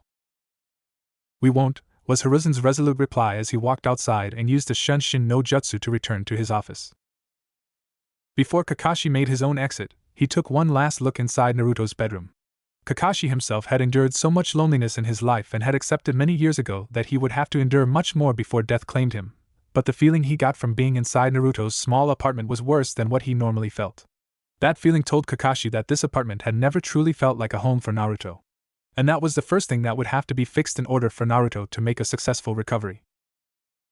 As the head of the Yamanaka clan and an important cog in the machine that was Konoha's intelligence division, Inoichi was often assigned many of the more unpleasant tasks that could be given to a shinobi. In most of those instances, calling the task unpleasant was an understatement. Being the one to deliver the news to Uchiha Sasuke that he was banned from becoming a shinobi was no different. There was no way Sasuke would take this news well, and though there was nothing he could do to actually harm Inoichi should he lash out, Inoichi knew it would be prudent to speak with a certain amount of caution. Sasuke would find it all too easy to blame the wrong people for his own faults. Inoichi did not have the time to dwell on the matter though. He quickly arrived at his destination, a small apartment located close to the Uchiha district, but not inside the district itself. It was common knowledge that Sasuke had stopped living inside his clan's former district after the night the clan was slaughtered, and only returned there occasionally. No one in their right mind, Sasuke clearly wasn't, but still, would have willingly stayed in their old home after it became the site of one of the worst bloodbaths in recent history. He took a deep breath before knocking on the door. When it opened, it was clear that Sasuke had been about to leave his apartment for one of Konoha's many training grounds, which meant this meeting had already taken a turn for the worse before it even started. "What do you want?" Sasuke asked, his voice full of contempt. Inoichi didn't bother with trying to reprimand him for his disrespect, and just handed him the first of 2 envelopes he was instructed by the Hokage to deliver. Sasuke stayed put long enough to open it, and his anger spiked once he saw the pink color of the enclosed document. "What the hell is this?" "Sasuke, I understand this is difficult to hear, but..." "Difficult? This is bullshit," Sasuke shouted. "What the hell did I do to deserve this? I was at the top of my class." One's performance at the academy, by itself, is not an accurate indicator of readiness to become a shinobi, Inoichi explained, taking a stern tone with the last loyal Uchiha. There are other factors involved in determining one's readiness. In case you forgot, your Jonin instructor Hatake Kakashi-san would have been within his rights to fail you had he tested you and your teammates, and found any one of the 3 of you lacking something essential. That was, of course, assuming that Hokage-sama had not decided to ban you from entering the shinobi corps on the grounds of mental instability. Sasuke was already glowering to the point that his face would have been a beacon of red light in the darkest caves, but Inoichi had only started dressing him down. During the 4.5 years that have passed since that day, you have allowed yourself to become consumed with thoughts of revenge. You cannot see past your anger and therefore cannot understand what it means to be a shinobi. Being a shinobi is not about the pursuit of power or killing those who deserve to die. Until you realize that truth, you cannot expect us to allow you to continue walking the path you paved for yourself. "You're a hypocrite if you think you can tell me what a shinobi is," Sasuke screamed at Inoichi. "Both you and that pathetic Hokage allowed hundreds of people to die who didn't deserve it." Inoichi clenched and unclenched his fists, restraining himself from physically disciplining Sasuke. As much as he sympathized with Sasuke for the tragedy that befell him, and as much as he was to blame for the failure to help Sasuke recover, the disrespect Sasuke showed towards those who were socially superior to him could not be tolerated. "For that alone, I should hand you over to the torture and interrogation force so they can permanently seal your chakra. Hokage-sama had intended for your ban to be temporary, but after what you just said..." "Shut the hell up!" Sasuke interrupted Inoichi a second time with his screaming. "You know nothing about what you put me through since that night." "I'm a mind walker, Sasuke," Inoichi reminded Sasuke. "And when I went inside your mind last night, I heard what Itachi told you to do. If you follow his words and let yourself continue as you are, there is a very strong possibility you will become just like him. What good does it do to destroy something you hate when by doing so, you become the very thing you set out to destroy?" Inoichi allowed himself a heavy sigh as the raven-haired boy grew silent, crossing his arms and turning his face away as he appeared to be contemplating the question. It was the first sign of rational thought he had seen from Sasuke in this meeting. Perhaps it also meant that Sasuke wasn't too far gone, as Inoichi suspected/feared. "As I said a minute ago, Hokage-sama intended for this to only be temporary," Inoichi continued. "It is possible for the ban to be rescinded." "What do you mean?" Sasuke asked, only reluctantly choosing to look Inoichi in the eye. "As one of the conditions of your probation, Hokage-sama is ordering you to attend therapy sessions on a regular basis. These sessions will be conducted by either myself, or if I am not available, another Yamanaka who is sufficiently qualified. If you comply with this order and learn both a proper respect for your superiors and how not to let your desire for revenge control you, the ban will be rescinded, and you will be accepted back into the shinobi program. but only when you can prove to us beyond a reasonable doubt that you have made these changes in yourself. Sasuke, arms still crossed, turned his back to Inoichi. He clearly wasn't happy about the dismissal, but realizing that he was being offered another chance made him stop and think, but only briefly. Fine, he muttered. I'll go through with the therapy, but only because you're not giving me any other choice. Inoichi frowned. Sasuke was taking this exactly like he expected him to, showing why the actions being taken to make him get better were fully warranted. Very good, he said. I have more work to attend to now, but you'll receive another written notice soon informing you when our first session will take place. He gave Sasuke a